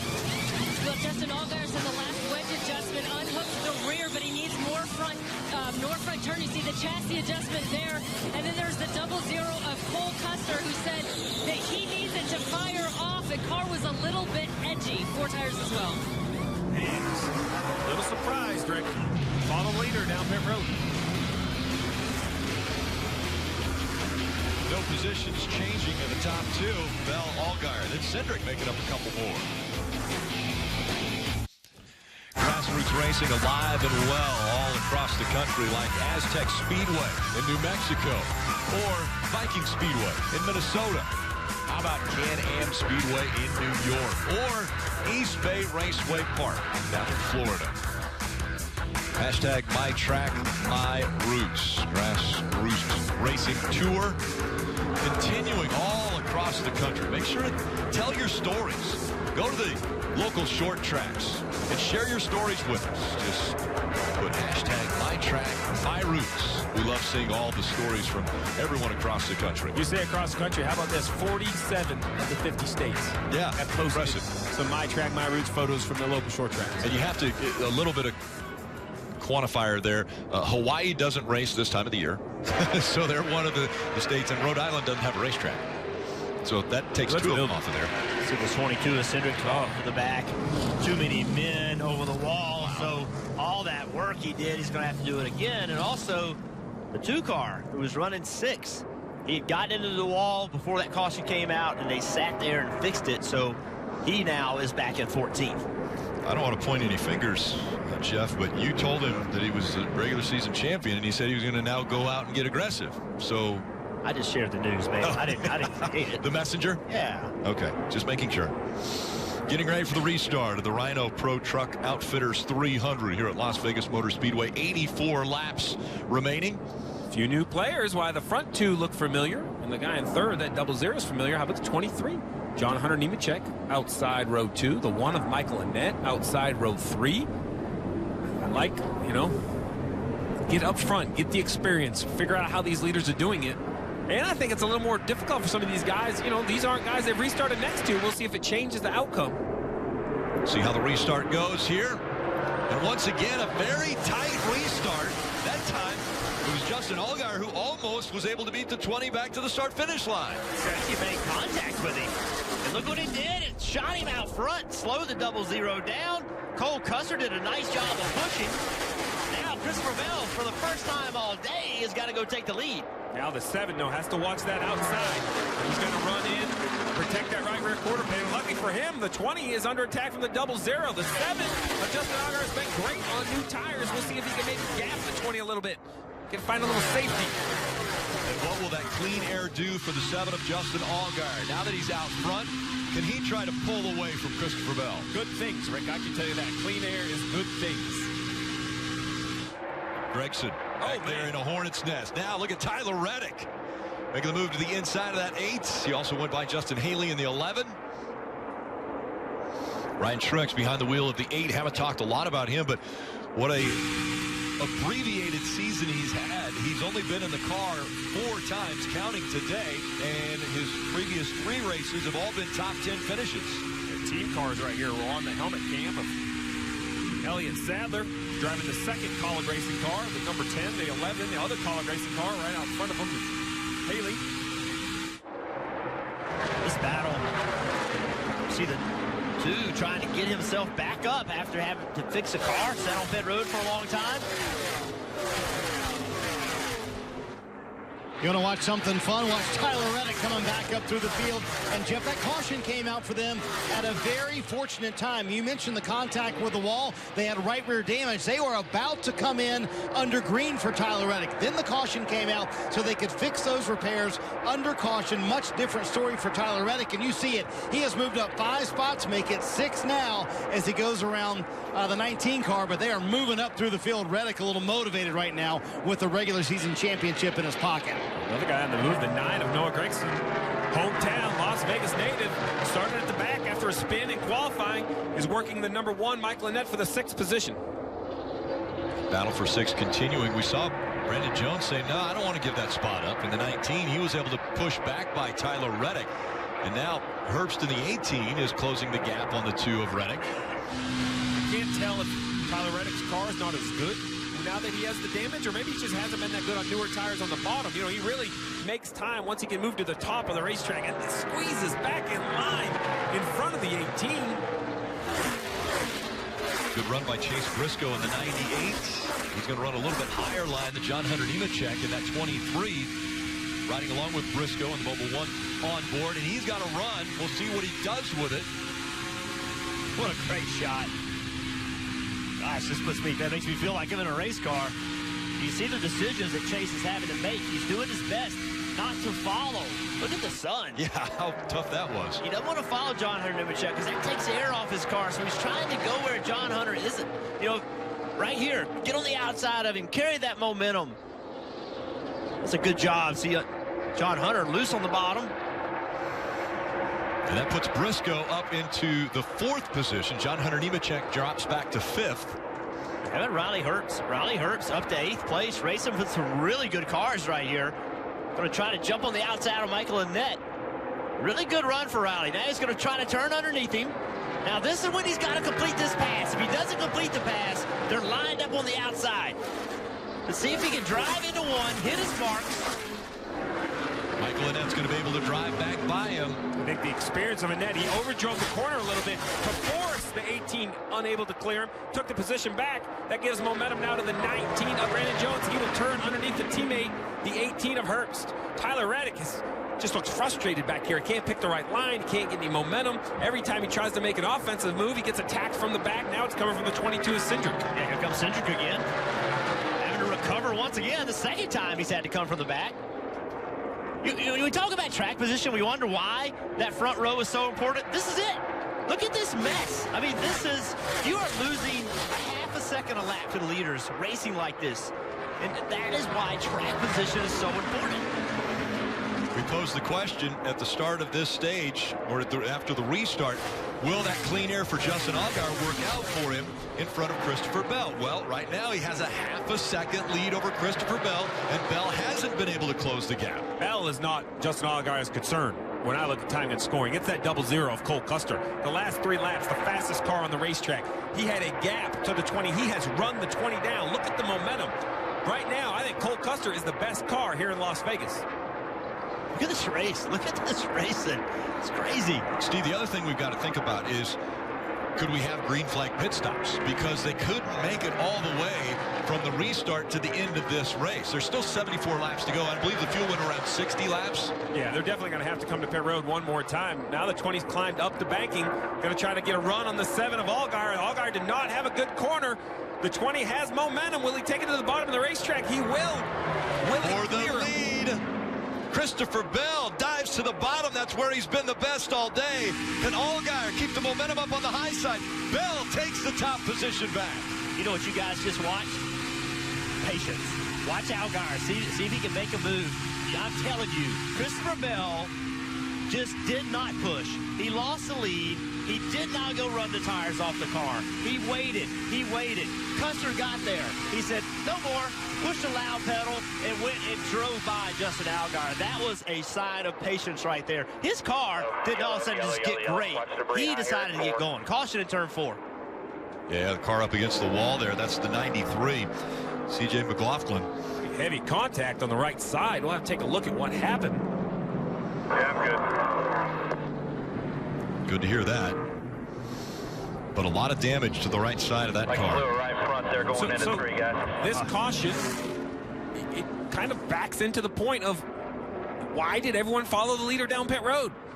If you didn't, we only ran 12 laps. You're not going to lose a lap, and now you could come in and get brand new tires. You would have the freshest shoes at the party. You instantly would have an advantage. So do people stay out here, or do you take advantage of this caution, come in, and do you use that last set of tires that you have on pit road? I can't see put the last set of tires on at this point in my mind. You may come in for fuel if you wanted to stay on this sequence, but I don't believe you can afford to put your last set of tires on. The one advantage you do have is that the set you took off at 12 laps, you could glue them back up. There's not a rule that says you can't put those tires back on the car, but after the heat cycle with 12 laps, they just won't act like new tires. We're seeing CJ climb out of that car. And he said he blew the right front tire going into 3 and ran all the way along the wall there. Great to see him climb out. These guys are traveling over 190 miles an hour on corner entry. They'll clean the track up, and the field will have the option if they want to come to pit road. We'll let you know what happens when we return.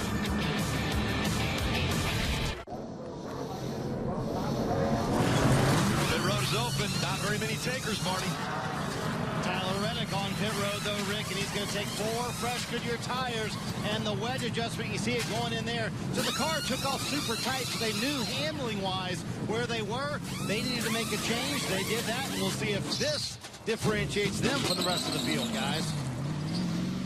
Well, Tyler Reddick the regular season champion, said he was going to be a little more aggressive, got a little more aggressive, maybe didn't work out exactly how he wanted it to, but we've seen guys that get up front have been able to hold on to that position, with the exception of the strong number 20 of Christopher Bell. He has decided that it's going to be his race. Well, he's the class of the field at the moment, but like we said in Iowa, he can be beaten when he has a dominant car. It happened there. It can happen here.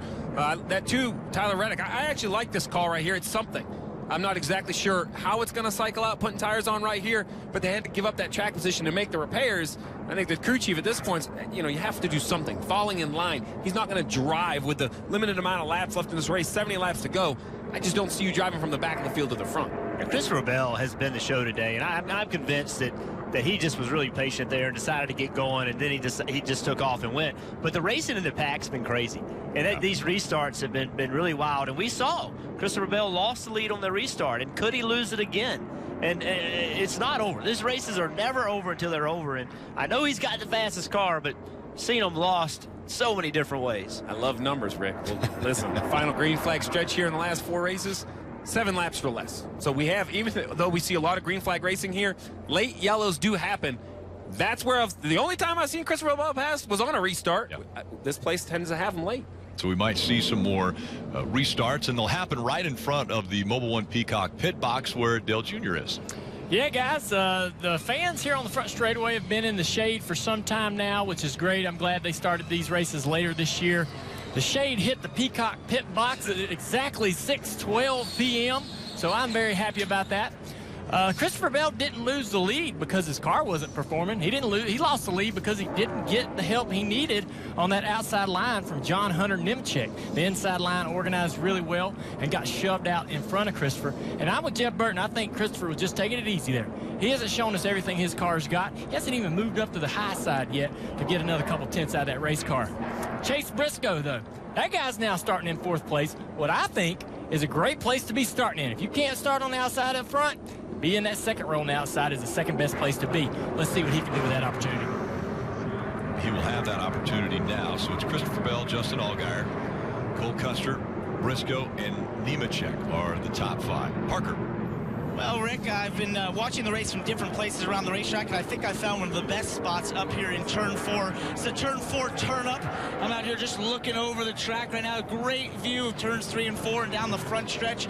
But the thing is, you mentioned the shade coming over Dale Jr. Well, it hasn't quite hit over here. Still a little sunny. If you get a little hot, you're just enjoying this race and thinking, oh, these 100-degree temps are too much. I'm missing my shoes, you can tell. Then you just come over here to the pool that's at the racetrack, and you take a dip. I'm gonna just sit down, guys. I'm gonna get in here, join some of my new friends, and hang out. I think I found where I'm viewing the rest of the race, guys. Good luck with the rest of the broadcast. They keep asking for if I know a guy named Rick Allen. I'm not sure about that or why. Big deal here. I asked them to splash you. I don't know if anybody's gonna do that or not. There's one, just one or two. Just one. Yep. And that's nice. You're able to sit back, relax, and enjoy the pool. Cannonball, man. Cannonball. We want to see it. Yeah, cannonball coming.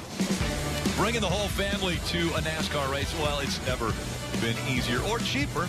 Kids 12 and under are free for every Xfinity and Gander Outdoor Truck Series race on the schedule, and you can get discounted tickets as well for the Monster Energy Cup Series events. Just go to NASCAR.com/kids tickets and make some memories at a local track or racetrack near you. Look at all these the kids out here enjoying this one. Well, we saw pit road open. A lot of the leaders stayed on the racetracks on the left-hand side. You're going to see where everyone's running when they were last on pit road. Really important all the way down here. Look at 13th and below. Lap 130. That means they have fresh tires on Truex, Brown, Reddick, and Sadler. Reddick is exciting on the same tires. You give him new tires, the excitement just turns up from there. This is going to be a great restart to watch, both at the front and at the back of the pack. Christopher Bell on the outside. Allgaier on the inside, Briscoe and Custer making up 2. John Hunter Nemechek, Brandon Jones making up row 3. Back up through the gears they go. You heard you mention how important it is to get the push from behind. So the 0 Custer pushing the 7. Oh, the 20 ran tight on the door of the 7 that time and stalled the momentum. A little bit loose there, and right up next to the wall was Justin Allgaier. Here comes Chase Briscoe in the 98. don't think Chase Briscoe was very happy with Justin right there. Justin kind of took that line away, leaving the corner. I'm not sure anyone drives into turn 3 deeper than the 7 of all time. Brandon Jones battling for 4th. See Cole Custer in the 0-0 on the inside. Brandon Jones to 19 on the outside. He clears Cole Custer and takes that spot away. John Nemechek, runner-up finish here in the spring. This seems to be their best racetrack for he and this team. See him in the top 5, top 6 most of the day. All right, as traffic starts to clear out, that leaves running room for the 2 of Tyler Reddick right here behind the 2 Junior Motorsports car of Annette and Gregson. Where is the 2 going to go? You see a little damage on that right rear quarter. He goes right to the white line, uses those fresh tires, and drives right around the 9, and now attacks the 1. And Steve, remember that caution when they hit the wall a little bit earlier, that setup, really the strategy for Randall Burnett to make the call to come to pit road that time. They talked about it on the radio a moment ago. We can go a little gamble here, pal. We didn't figure we was going to get there speed-wise today, so we're going to try to do it a different way. They get out of sequence with everyone else, and that puts them about 5 laps short for making it to the end. Austin Cindric on pit road, unscheduled, Kelly. Yeah, unscheduled indeed, and don't have all the information other than Austin saying that he has a tire issue. It sounds like his spotter, Coleman Presley, saw some sparks fly as well. Obviously, his crew chief, Brian Wilson, called him straight to pit road. They don't want to take any chances, so they're going to go ahead and give him 4 fresh Goodyear tires. And we'll see if we can find out what the issue was for Austin Cindric, who's once again going to have a lot of work cut out for him in this race. So much work. Well, a great car. It's just gone awry. Nothing has gone right for this 22 team.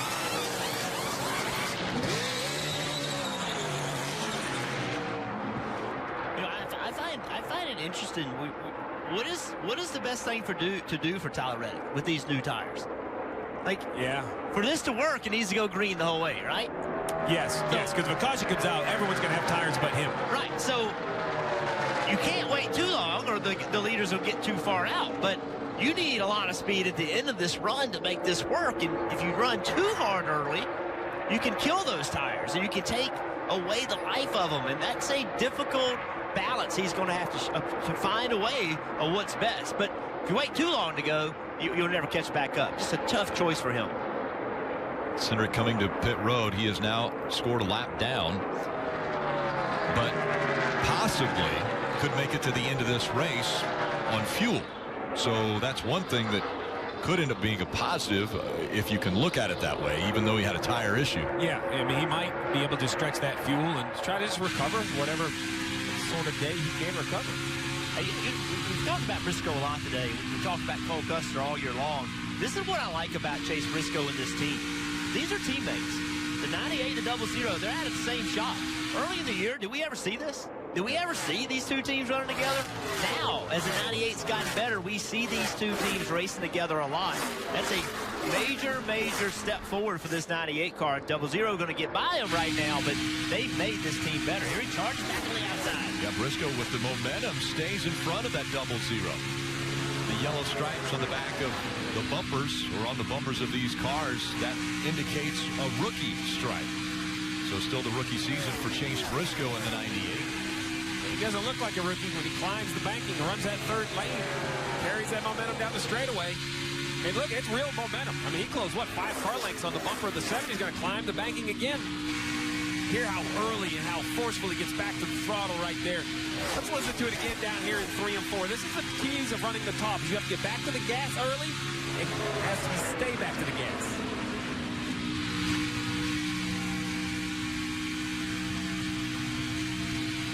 Oh, that sounds good. This is a big run. The 7's going to have no way to defend this run on the straightaway. He's just going to force him to the top. Can Briscoe get by? This is for second. And while Briscoe is doing this, he ran about 2/10 of a lap faster than Christopher Bell. Right on by goes Chase Briscoe. Briscoe all the way up to second. Blueprint that. You want to know how to top or pass on the top of the racetrack? He has done it. Remember, Chase Briscoe a few weeks ago went to Miami Homestead for a test, a rookie test. He spent 2 days running the wall. Spent 2 days trying to figure out how do you run the wall. Learned a great deal at the end of that test. They were really, really fast. The lessons learned in those 2 days are being used right now. Fire up the Pac-Man music. He's taking chunks off that lead. 3/10, 4/10 every lap. You mentioned Iowa, where Christopher Bell was dominant, and he didn't end up winning. Well, the guy who beat him is running second right now. Chase Briscoe. Restarts have been incredible. The 7 of Justin Allgaier loose on the most recent one. Trying to hang on to that car as he's falling back to third. Hands full for Noah Gregson as well in that 9. Power is a diesel engine that breaks new ground. Locked on a frame made of the strongest steel. But when you take all the guessing out of hitching and watch as it heaves more than its peers, that's the power to innovate. The new Ram Heavy Duty, part of America's most powerful lineup of pickups. Current owners or lessees of competitive vehicles get an average $7,741 in total values on the 2019 Ram 3500. There's only one way to win in the corporate world. I wish there were more ways to win. Like how FanDuel's free pick'em game gives you more ways to win this fantasy season. So easy to play. Easier than laughing extra hard at the boss's jokes. Good one, boss! With FanDuel Fantasy Sports, there's always more ways to win. Large popcorn, please. I'll just need your hat size, your favorite childhood pet, your least favorite cousin. Did you guys meet online? How long have you been dating? Is that your natural hair Tired of color? being asked for too much information? At Credit One Bank, we keep it simple. Just enter your name and last 4 digits of your social security number to see if a platinum credit card offer is waiting for you. Earn 1% cashback rewards on everyday eligible purchases with the official credit card of NASCAR. Visit GoCreditOne.com or text NASCAR to 99000. Nobody does spicy chicken like Wendy's. And now, spicy nuggets are back. So all hail the queen of spice. That's right. And get a free 6-piece when you mobile order through the app. Best tailgate, brisket. No, real football y pollo asado. Hoops and wings. Dude, subs. Hot dog. Chili dog. No, Dodger dog. It's gotta be crawfish. Now you talk burgers. 7-layer dip. Ribs. No contest. Hummus. What? You need a hot grill. And ice cold Coke. Of course. Football and Coke. Come on. It's got to be Coke. Game day. Race day. Calls for Coke. You know it. Grab yourself a Coke. It's tailgate 101. Green flag in the air. We're racing at the Roval.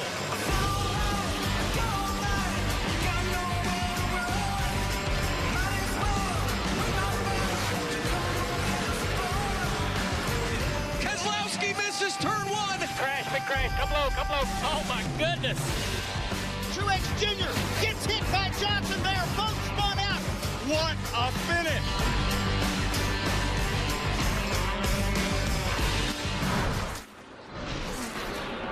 A great three-way battle for the third position. Allgaier has it right now. Cole Custer to his inside.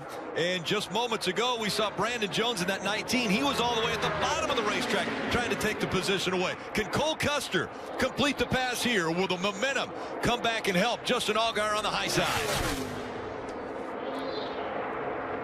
Oh, a block by the 00 goes up and takes the lane. The 7 has to go to the bottom. That's an aggressive block for the third-place car. Allgaier entered in the middle of the corner, going to slide him a little bit, slide right in front. Cole Custer trying to cross him back over. And while they're doing that, here comes the 19 of Jones. Oh, if you're Brandon Jones, that's what you want to see. Jump on the outside of the 00. There you go. Nice move. Brandon Jones goes by the 00 now. And we'll see if he has anything for Justin Allgaier for that third position.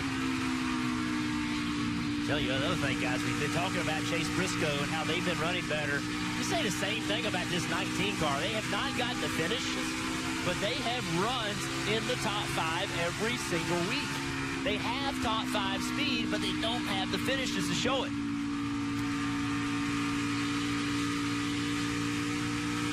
Kelly. And Justin Allgaier ahead of him once again saying after the last adjustment that the rear of the car is now, quote, unhooked. And now we see Brandon Jones challenging Justin Allgaier once again. And Allgaier went on to say this. So frustrating, man.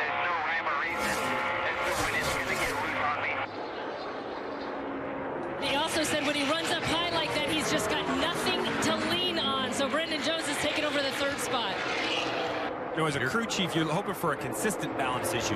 Like if you're loose, but pretty consistently loose through the corner, I can make adjustments. If it drives good, it kind of jumps loose.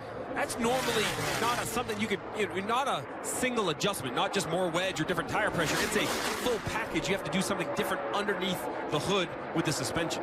You're talking about the change. Well, that's probably the racetrack, right? The racetrack now, we talked about the shade all day long in 1 and 2 and down the front straightaway. Now, turn 4 is completely shaded. The only place there's really any sun is the entrance to turn 3. So that track is constantly changing. The team's got to keep up with it. Here comes Cole Custer. He'll look to the inside of the 7, trying to make the pass, trying to take that 4th spot away from Allgaier. Haven't mentioned much about the leader, Bell, because as soon as Briscoe got into second, started running Bell down. Bell moved to the top of the racetrack, as now it's extended it to a 3-second lead. And Bell has consistently been the fastest car on the racetrack lap after lap. Tell Custer how much speed he's able to carry running the bottom of the racetrack, just running the shorter way around. But the 7 went right back by him because he has so much momentum. Oh, almost in the wall. So much momentum running that top. And that's the problem. Allgaier talks about the inconsistency with the back. When you run the top, there's no room. If it jumps sideways, you're going to hit the wall. Steve, I mentioned earlier about the fuel situation. Last time, Bell, Briscoe, Jones, Allgaier, all these guys running up here in the top 5. Last time they were on pit road was lap 113. You go 60 laps out, you're around 175. We're right now completing lap 156, so or 157 now. So 157 laps complete. We're closing in on 18 laps of these guys running out of fuel. So we're going to see green flag pit stops if this stays green. Yeah, green flag pit stop somewhere, 17 to 20, 22 laps. They've had some yellows, so they could save some fuel there. The real question, though, is, who will come first when they come? They're going to run quite a bit quicker. That's going to force everybody else to come to pit road, so I don't expect them to stay out there very long. Will Tyler Reddick try something? He came to pit road on lap 130. Could he possibly, and we'll go to Marty on this, could he possibly try to stay out and maybe not come to pit road again? Well, let's find out, Rick. We're all excited to see what Tyler Reddick would do on those fresh Goodyear tires. They have since asked him to slow down. You mentioned the fuel. Well, here's why they're slowing him down. Back up your pace a little bit more for me, pal. We ain't racing any of these guys. At what point, Randall, do we get nervous about how far the 20 gets far enough out there and then just take fuel at the end? I think that's quite a bit of ways. Let me do some math in my head here. Ooh, little strategy play going on for Tyler Reddick, trying to go 70 laps, Steve. That's a long way, isn't it? But if you save enough, he's about 7/10 off from the leaders. Randall Burnett and Tyler Reddick might be able to pull this thing off. Two great things I like there. I like the strategy, but how about Tyler Reddick? He's dialed in enough to say, hey, wait, I can save gas, but the 20 is so fast that if we get too far behind, he's just going to take gas and still come out in front of me. Probably take right side tires and still come out in front of me. So really wise by a driver to understand both sides. The strategy of don't drive to the lead, but you also can't back up so far that you have no defense. 4.2 seconds is the lead right now. Christopher Bell has over Chase Briscoe. And they're running 1 and 2, and we go NASCAR nonstop.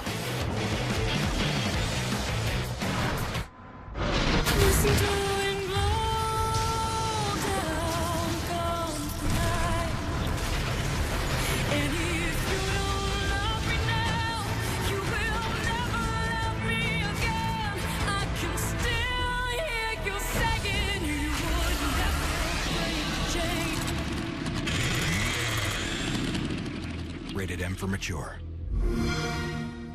Play it with Xbox Game Pass Ultimate. Let's go! At US Cellular, we heard you. You want a wireless plan that works for you. That's why we're giving you unlimited data for just $30 on a network ranked #1 in network quality performance.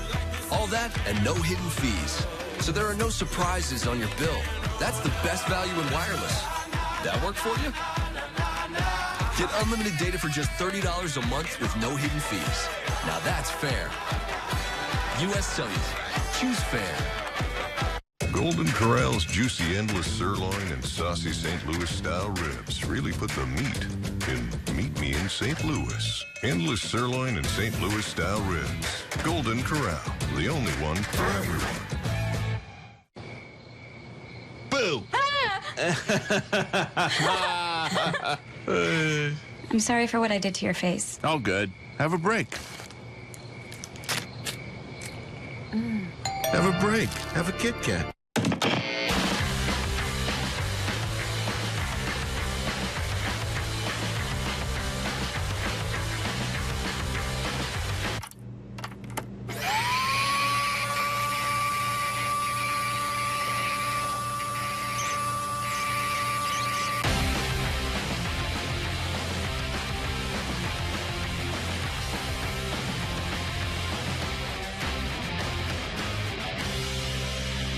Winning another championship would be validation. I always wanted to be a champion. All I'm saying to myself is be Joseph. It all comes down to this. We have to find their weaknesses and what our strengths are compared to them. I'm here for a reason. I'm just going to give it everything I have. You got to be a little bit on the edge of your seat.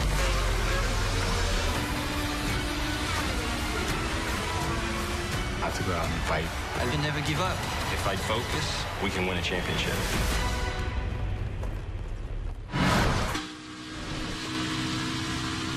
Look at the thermometer here, 120 degrees inside the car. Remember, they've been in there for over 2 hours already. You see Noah Gregson. And Gregson running in the 8th position, trying to chase down the 18 of Riley Herbst. That's the gap between those two. Christopher Bell with a 5.7-second lead over Chase Briscoe. And again, laps continuing to wind down until they will have to come to pit road for fuel. How about this run for Christopher Bell? He's led all but 15 laps. I talked to Jason Ratcliffe this morning. He said, you know, honestly, as I look at my fleet of cars, I don't see a car I can take to Miami and know that I can go out and contend and win the championship. This is the first brand new car that we have built completely from scratch all year long. And I'm hoping today it shows me, hey, I'm the car you want to take to Miami. I'm the car that can win you a title. I think leading all but 15 laps with 34 to go, this car has made a statement today to Jason Ratcliffe and Christopher Bell. They have been so impressive, and the lap traffic getting in the way there. Approaching the final stop of the day, which should come in about 8 laps or so, but they have been so impressive today. Here's Cole Custer on pit road for his final stop of the day, Kelly. And what he certainly hopes will be his final stop. Cole Custer in that 00 saying that he is tight on landing and that the rear end of the car is just a little bit edgy. They're going to give him 4 tires and fuel and make an air pressure adjustment in those Goodyear tires. Like Mike Shiplet here, let's force the issue. Let's not let the 20 of Christopher Bell dictate this pit cycle, dictate this race. When this 00 goes onto the racetrack, he will be running, I'm guessing, over a second faster than the leader. We'll see if this changes the leader's plan and decides when he comes to pit road. I got distracted. 2 cars were coming to pit road, and the tires were locked up on Michael Annette's car. Michael Annette as well as Ryan Sieg on pit road, Marty. Yeah, Ryan Sieg locking up, in essence, that final spot here in the playoffs in 2019. Been a struggle for this race team all day long. Car's been way too tight. 4 fresh Goodyear tires going on, also an air pressure adjustment, Parker. It's been a solid day for Michael Annette, running mostly around the 10th place position. Just really tight right now as this racetrack goes under the shade. 4 Goodyear tires, Sunoco fuel for Michael Annette, Kelly.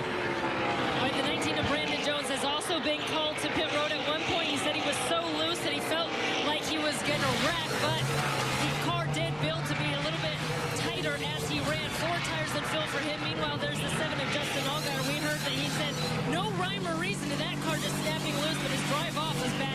Chassis adjustment for Allgaier, Parker. It's been a great run for John Hunter Nemechek and this GMS racing team, being in the top 5 throughout the race. 4 Goodyear tires, Sunoco fuel, just suffering a little tight condition right now. So those cars cycling through on pit road. More making their way onto pit road. Justin Haley in the 11 is on pit road. And also race leader Christopher Bell right in front of you, Marty. 0 chassis complaints for Christopher Bell, and he said the car has been terrific on this run. And to answer Steve's question, yes, everybody else coming a little bit earlier brought them to pit road 2 laps before they had planned on coming. They were coming at lap 172. Bell just 4 fresh Goodyear tires. They did clean the grill. They had some debris towards the end of that run. Didn't bother him too much, though. Bell has a terrific car. We'll see where he cycles out with the rest of the leaders here. And remember, Tyler Reddick on a different strategy. He's going to try to stay out. He came to pit road on lap 130. He's going to try to stretch this 70 laps as we see now Chase Briscoe on pit road. Dylan. And he took over the lead there from Christopher Bell, so Pitts now as the race leader slides into his box and hits his marks, complaining that he's a little bit tight from about the 3/4 mark of the corner off. So they'll make 4 tires, add some fuel, an air pressure adjustment for the 98. As well, Noah Gragson into his pit stall as well as he's just about ready to hit his marks as he works that 9 car down into pit road. It's been a trying day for this group after starting from the back and some damage there on the right side after it looks like Noah got into the wall. He needs to be a little bit freer, so they're going to try and do that with an air pressure adjustment as well for the 9. A little bit difficult for Noah Gragson getting on the pit road, too, it looked like. Yeah, he was, see right here, running the wall, jumps on the outside of Riley Earps. Gets in the wall. These two have been racing each other all day. They're probably tired. They're good friends off the track, but they're probably tired of seeing each other today. Just pretty heavy contact right there. That is a hard hit, and unfortunate news for the number 98. Chase Briscoe speeding ticket for Chase Briscoe. Too fast entering pit road. And so he'll have to serve that penalty as we see the double zero. Cole Custer right behind him, but Briscoe, yeah, they're going to, he just said they were black flag. They're going to stop scoring them if they don't come to pit road. Gosh, that is so disappointing. This team's having such a good run. So, Rick, now it is how much fuel could Tyler Reddick save, and how fast can he go while saving it? He is the leader. You see on the left side, last lap was lap 130. Christopher Bell in 4th is really going to be the race, I think, because Christopher Bell can definitely make it. He has fresh tires, and Bell is about 19 seconds currently behind Tyler Reddick with 26 laps to go. So the math is real simple, right? You can lose a little over a second, excuse me, a little under a second a lap, right? So here's Tyler Reddick exiting turn 2 on the backstretch. So as he goes by the Nellis straightaway right here, the 20 of Christopher Bell is just now entering turn 1. So that will be the question. Can Reddick go fast enough but save enough fuel to stay in front of Christopher Bell, who's catching him quickly as we go NASCAR nonstop. And losing season. What if we found a new team? What if our team was the fastest?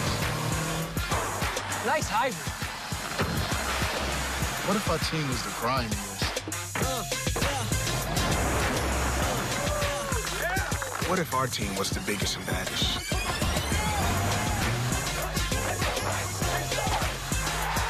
I can get used to this. The built for speed RAV4 hybrid. Toyota, let's go places.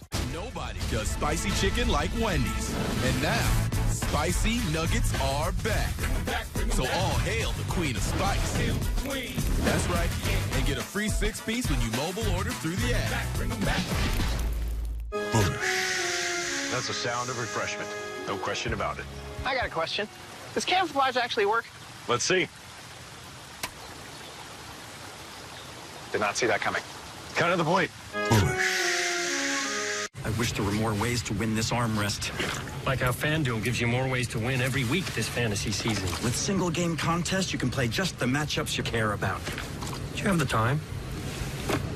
With FanDuel Fantasy Sports, there's always more ways to win. Boo! I'm sorry for what I did to your face. All good. Have a break. Have a break. Have a Kit Kat. I can't believe it. That Sophie opened up a wormhole through time. Elle ne va pas, non? Regardez-moi! C'est complètement de ta faute! C'est moi. C'est ma faute. No, I can't believe how easy it was to save hundreds of dollars on my car insurance with Geico. Believe it, Geico could save you 15% or more on car insurance. Next Friday night on NBCSN, it's the NASCAR Xfinity Series starting their playoffs on the short track of Richmond Raceway. That race coverage is going to begin at 7:30 p.m. Eastern. So the end of the regular season here in Las Vegas, and the playoffs begin in Richmond.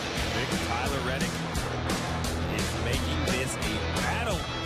He has been saving gas, and so we didn't really know how fast he could run. Well, he just picked up 1 second to run within a half a second of Christopher Bell in the third position. I do want to point out Greg Galding, the 08, currently running second, trying to stretch his fuel as well. I think he'll get passed by the 20 because it's getting ready to happen right here. But still a great call by Patrick Donahue on top of the pit box for the 08.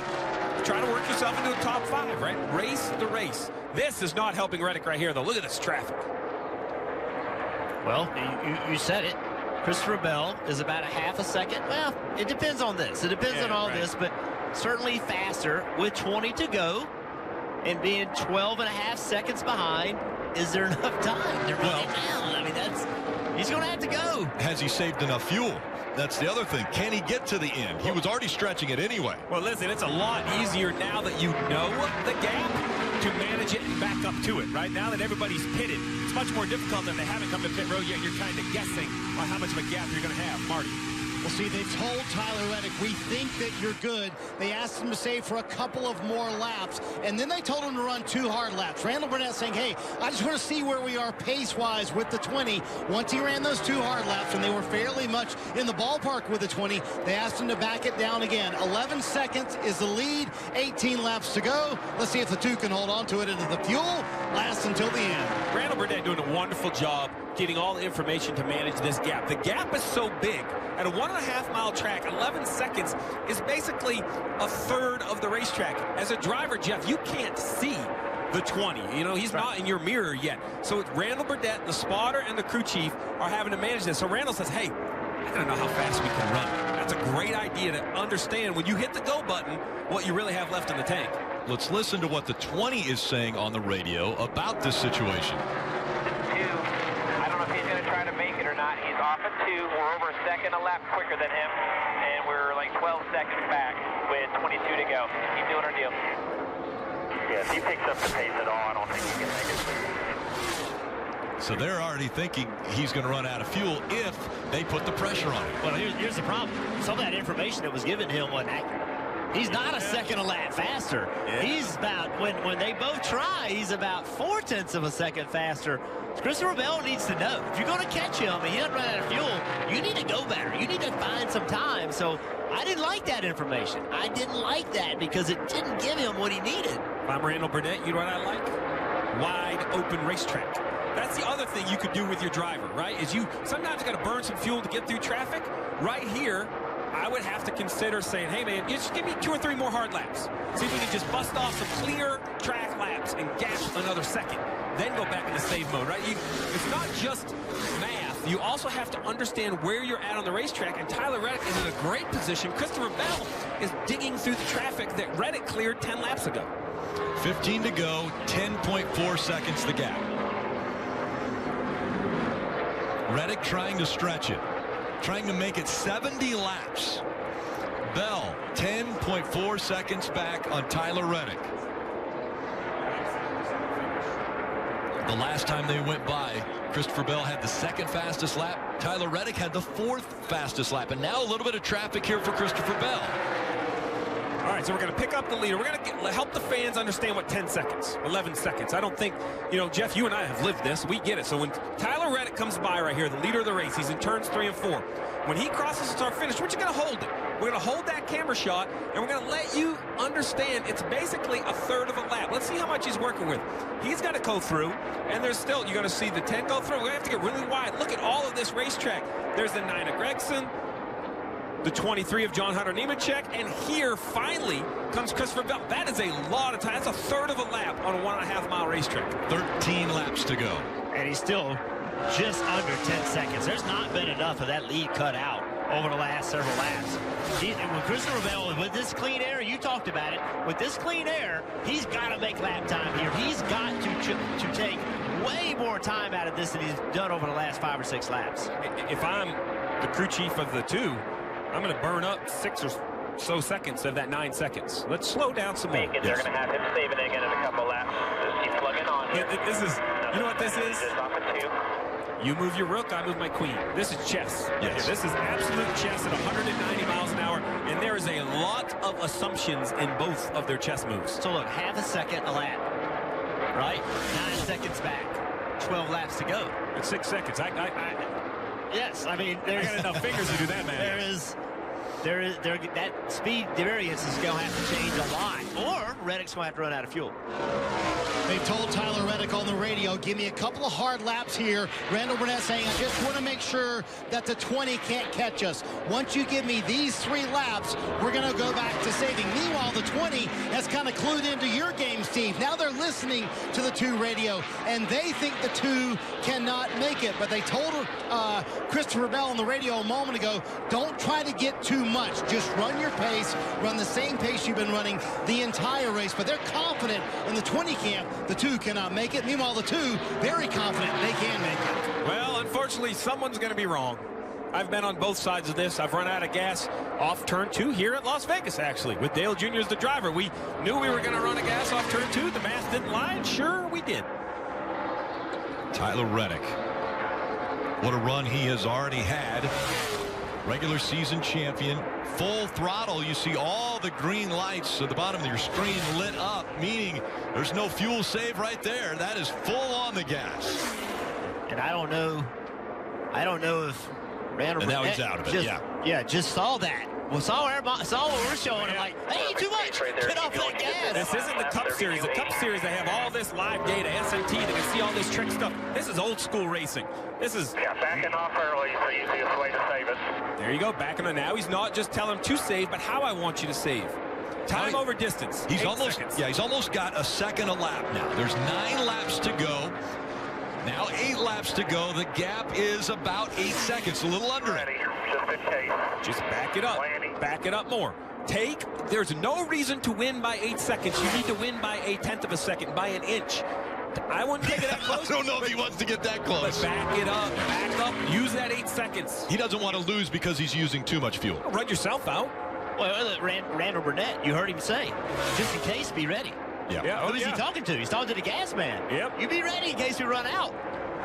And that's the other thing. I'm sure that Randall Burnett was saying to the gas man, you got it full, right? Now you're guaranteeing me you got it full. We're in Vegas, Rick. We're in Vegas. Slide your chips in. Tyler Reddick, Randall Burnett, they have slid their chips in at the roulette table. They're going to see 7 more times around. Will it work out? Listen, Randall Burnett's nervous. Tyler Reddick's nervous. I'm lady behind Randall Burnett is Tyler Reddick's mom. That's the most nervous right there. Nervous. And the laps continue to wind down. And this could be just demoralizing. They have such a great car that the 20 have, and then get beat with strategy. Marsh, 6 to go, Marty. Yeah, you think that's Sherry Reddick, Tyler's mom, and Randall Burnett always jokes that when the pressure is up, she kind of pounds on Randall's back. Imagine the pressure in the 2 pit right now. They think they can make it, but they're not sure. But I'm sure mom's blood pressure is pretty high at the moment. Well, I don't know where RC is, but Richard Childress is pacing somewhere. I am sure of it. That's a great point. I could probably, he's somewhere high. I could probably, he likes to get out and watch a race. There he is. This pass isn't for the lead. That's Noah Gregson going by. But that shows you how much fuel he's trying to save right there. He is slowed way down this last lap. He's way down. He's out of, I think he's out of, he is slowed down so much it made me nervous he was out. But he knows how much he could slow down. He knows how much he has left, but now we can get him basically almost on the screen here. There you go. There you go. Coming around this time, it's going to be 4 laps to go. 4 to go. Did they save enough fuel? Pick up the pace just a little bit. Yeah. Pick it up because here comes the 20. Well, now he's the next car in the mirror. It's a long back straightaway. When Reddick comes off turn 2 and he looks in his mirror and he sees back there, that is the race for the win. That is the car he has to stay in front of. It'll be in the mirror. 4 laps to go. He's 3 seconds back. He was a second lap faster the last lap. So there you have it. So Tyler Reddick is going to have to pick up a little bit. Yeah, they told him to pick up the pace. You can hear on the radio, pick it up a little bit. They see the 20 coming. I like that, Marty. I like it. Tyler Reddick, though, he's working 3 to go this time by. Looks like under 3 seconds at the line.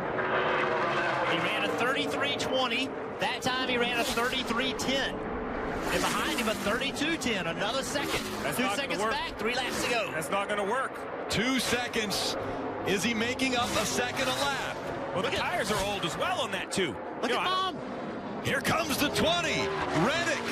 Can he hold him off? Does he have enough fuel? This time by, it'll be 2 laps to go. 3 miles. 3 miles worth of fuel. He needs to find 3 miles and a little bit of speed. The 20 of Bell is coming. He's coming. Here comes the 20. Another second. That's one more second. One second back, 2 laps to go. He goes to the top of the racetrack. We haven't seen that out of Reddick yet. He goes to the top. Maybe Reddick knows. Maybe he knows he had that in the bank for a little more speed. Coming up on 1 lap. One more time around. Does Tyler Reddick have enough fuel? Has he saved enough? What a game of cat and mouse. I think Tyler Reddick did it. I think he knew he had speed left in the bank. 1 lap to go, presented by Credit One Bank. We'll see if he's got enough fuel in the bank. Reddick, a 1.2 second lead. Can he make it all the way back around? Less than a mile to go here at Las Vegas. Christopher Bell dogging him. Tyler Reddick, last year's champion. And now, finishing the regular season with a win at Vegas. Tyler Reddick's going to do it. Thank you, boys. Thursday today. That is a team effort. Regular season championship. That's how we go on with the another championship. Thank you, guys. Good job, Olin. Great job, Randall. One hell of a call, buddy. Hell of a job. Randall Burnett, with nothing to lose and everything to gain, hit pit road when nobody else was willing to, and it paid off. Rick, I don't have favorites, but that's a win for the crew chiefs out there. That's a win for the crew chiefs. I feel for Jason Ratcliffe. He needs to go home, talk about how great of a car they had, take that momentum out of here. But you look at the difference. I've been both. I've been the man on the left. I've been the man on the right. Nothing is worse than losing when you have the best car, but today, they both played the cards they were dealt. We're here in Vegas. Sometimes you just get the wrong hand. Today, Tyler Reddick had the cards. And that was a game Ratcliffe couldn't play. No. He had the fastest car. He just needed the race to go like it needed to go. And Randall Burnett, he didn't have the best car. Had nothing to lose. And maybe he ran out of gas. He was doing his burnout in front of the grandstands. Now he's up there. Guess what? I can't just tell you the assumptions that are in all of those calculations on fuel. What a wonderful job, and what a great job by Tyler Reddick managing it. 5 wins in 2019 for Tyler Reddick. Marty. How about that, Las Vegas race fans? Tyler Reddick, man, huge smile on your face. Holy smokes. How tough was that to save all that fuel?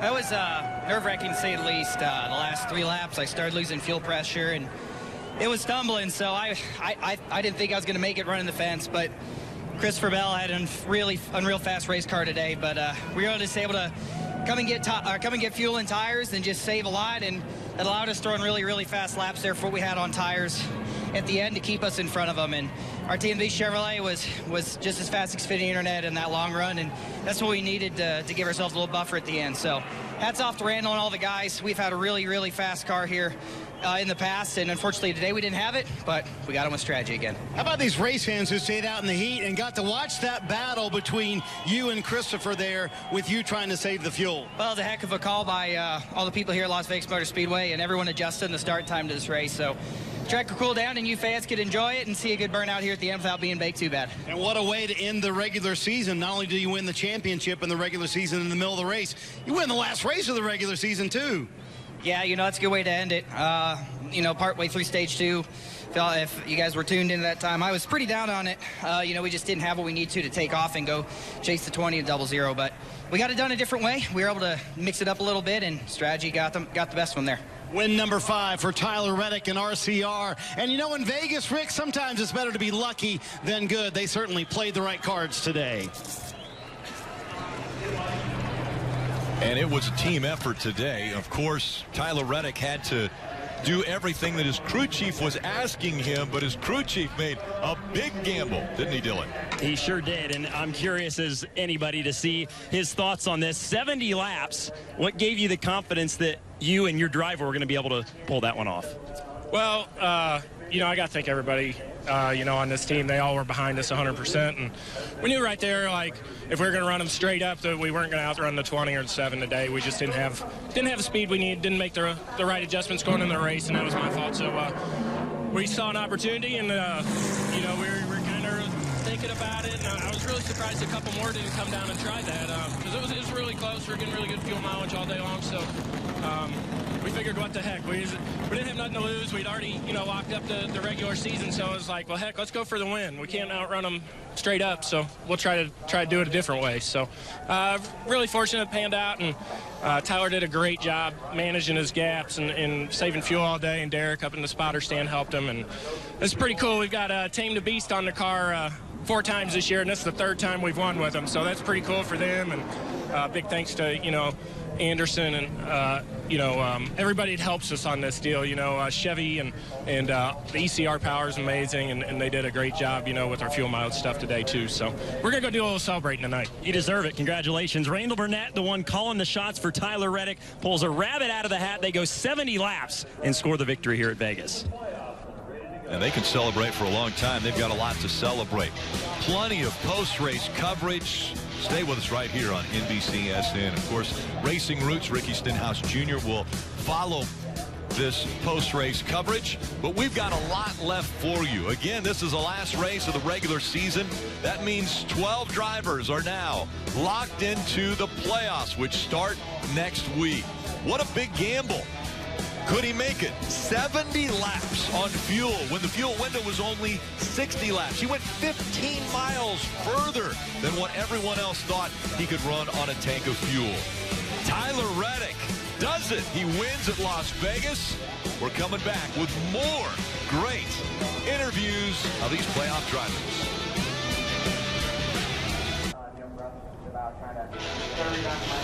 And of course, the celebration for regular season champion and race winner.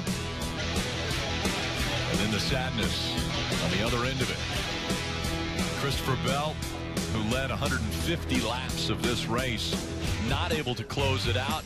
But you see Christopher Bell will be on the top of this list. 2,055 points. So everyone's points in the top 12 will get reset to 2,000. Then all the playoff points that were earned during the regular season are added on. We see Christopher Bell up top. Cole Custer currently second seated. Yeah, 2 names to jump right out. They had struggles here, but Austin Cindric and Chase Briscoe, they brought the fight. They had good race cars. Execution wasn't there, but if they could clean that up, they could maybe join that front 3 and go to that championship fight, at least for the seat of that championship 4. And you can see the success, what it did for these guys in the regular season running so well. Look at the lead they have going into these playoffs. And look at this round coming up. Richmond, the Roval, Dover. You're talking about 3 extremely difficult racetracks to kick this playoff off. Let's go inside the Neon Garage to Parker. Here comes Tyler Reddick in victory lane. This team very excited this win.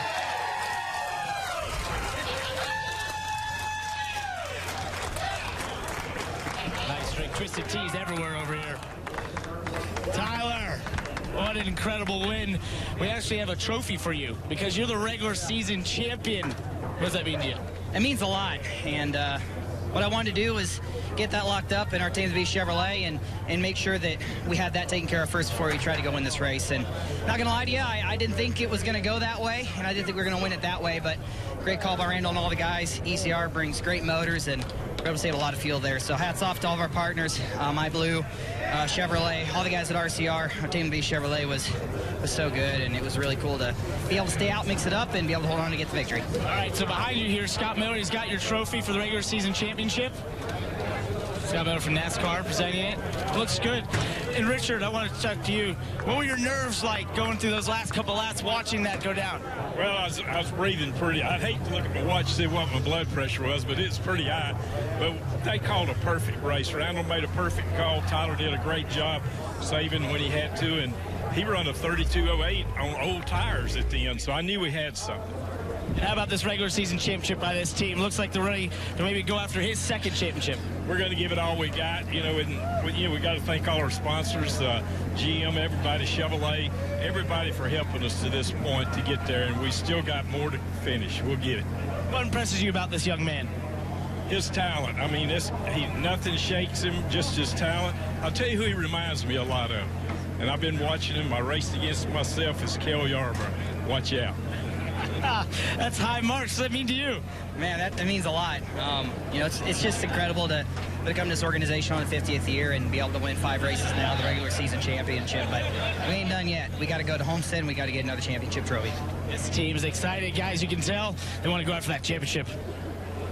How about that praise by Richard Childress? Man, comparing him to Cale Yarborough, that's an impressive, I guess, a guy that wins 3 championships in a row at the highest level of NASCAR getting compared to Tyler Reddick right there. Very impressive. When I was growing up, Cale Yarborough was my driver. That was my guy. And yeah, that's an unbelievable amount of praise. And Richard Childress has been there, done that. He's seen Cale Yarborough race. He mentioned that he raced with Cale Yarborough. And when you're Tyler Reddick and you're standing there in victory lane holding today's trophy and the regular season trophy, and your car owner saying, Cale Yarborough, that's a day, man. That is a full day. Yeah. And he proved he has another dimension.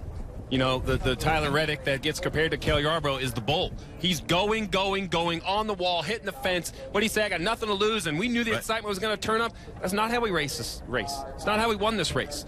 Great call on top of the pit box, but listen, all a crew chief can do is lay a plan. The plan then must be executed behind the wheel. There's no fuel gauge. There's no lap times. There's very little information for that race car driver. Yet Tyler Reddick knew how much speed he had left in his race car when it was time to go. He was confident he saved enough fuel. This is a new dimension to the race car driver that I think it might not be the same situation, but if he could pull this off, makes him even more dangerous in the playoffs. I will say this, and Tyler Reddick and his team did a great job today winning this race. But don't think for a minute that that up and down pit road, eyebrows were raised at how fast that 20 car is. Yes. And a new car, you heard him say his first new car we built, they smoked the field today on speed. They got beaten because they were the fastest car, and they were so much faster. The only way to get beaten was for that team to go do something different, and they did it, and they got the win. But they didn't win it on speed. And I can promise you there's a lot of work that's going to be going on between now and the first mile-and-a-half race in these playoffs to try to catch that 20 car. All right, let's go to the Mobile One Peacock pit box. Were you on the edge of your seat there at the end, Junior? Yeah, that was pretty cool. It was fun to see somebody get off strategy, really, to try to beat that 20 car. He had the whole field covered, and the whole field was presented with a few opportunities to jump off of the plan, and luckily one car did to make it pretty interesting. But congratulations to that team for winning the race. And a 20 car, like you said, Jeff, is extremely fast. That doesn't bode well for the rest of the field going forward. One of the things, though, that I was watching tonight as we ease into these playoffs is these guys really got to minimize the mistakes as they go through the rounds. One of the drivers that I thought did a great job of that tonight was Brandon Jones. He had a lot of speed last week, made some mistakes that cost him the finish. He got the finish tonight. Those are the things you got to do throughout the playoffs. Put races together, keep getting through the rounds. We're waiting on him to see who can get all the way to Homestead. And when you think about Homestead, where do you run there to win? Where do you think the race is going to be won? Reddick's going to be on the fence. Everybody else is going to be on the fence. In the last 50 laps of this race, all these drivers going into the playoffs learned a priceless amount about how to run the high side. It's so similar here as it is to Homestead. So they learned a lot tonight for that last race. What a run it was. Again, Tyler Reddick celebrating. And then on the other side of that, the guy who ended up second, Christopher Bell, is with Kelly. Christopher Bell certainly had the car to beat tonight, led 154 laps, but it was a gamble on fuel that outdid you tonight. How do you make sense of this one? No, I mean, that's you just said the story right there. So it's the second time this year that we got beat by circumstances at Iowa.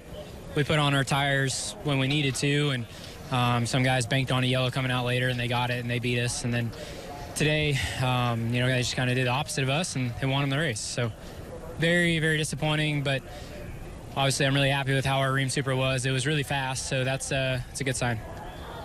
We heard at times the team just telling you to kind of keep what you're doing, not push too hard. How much more could you have pushed if they'd kind of let you really go after it earlier? Well, I mean, I got beat by 0.7 of a second there, so at the end of the race, I was running hard whenever they told me that he was going to try and make it. So I don't feel like I gave up very much at the end. But at the beginning of the run, I definitely wasn't running as hard as I could have once they told me the 98 sped on pit road. So was it 0.7 over 30 laps or however much it was, maybe. but we got beat. I know this result will be a little bit disappointing, but what's the state of this team as you head into the postseason? Well, it's really gratifying to see how fast we were on a mile and a half, which our short track stuff has been really, really good, and the mile and a half stuff, it seems like a couple guys have had us covered. So we can say that we had them covered today. Christopher Bell finishes second here in Las Vegas. And you see not excited at all is Christopher Bell. We're here until the bottom of the hour, so make sure to stay with us. 10:30 p.m. Eastern Time. Plenty of post-race coverage still to come, as well as racing routes on the other side, too.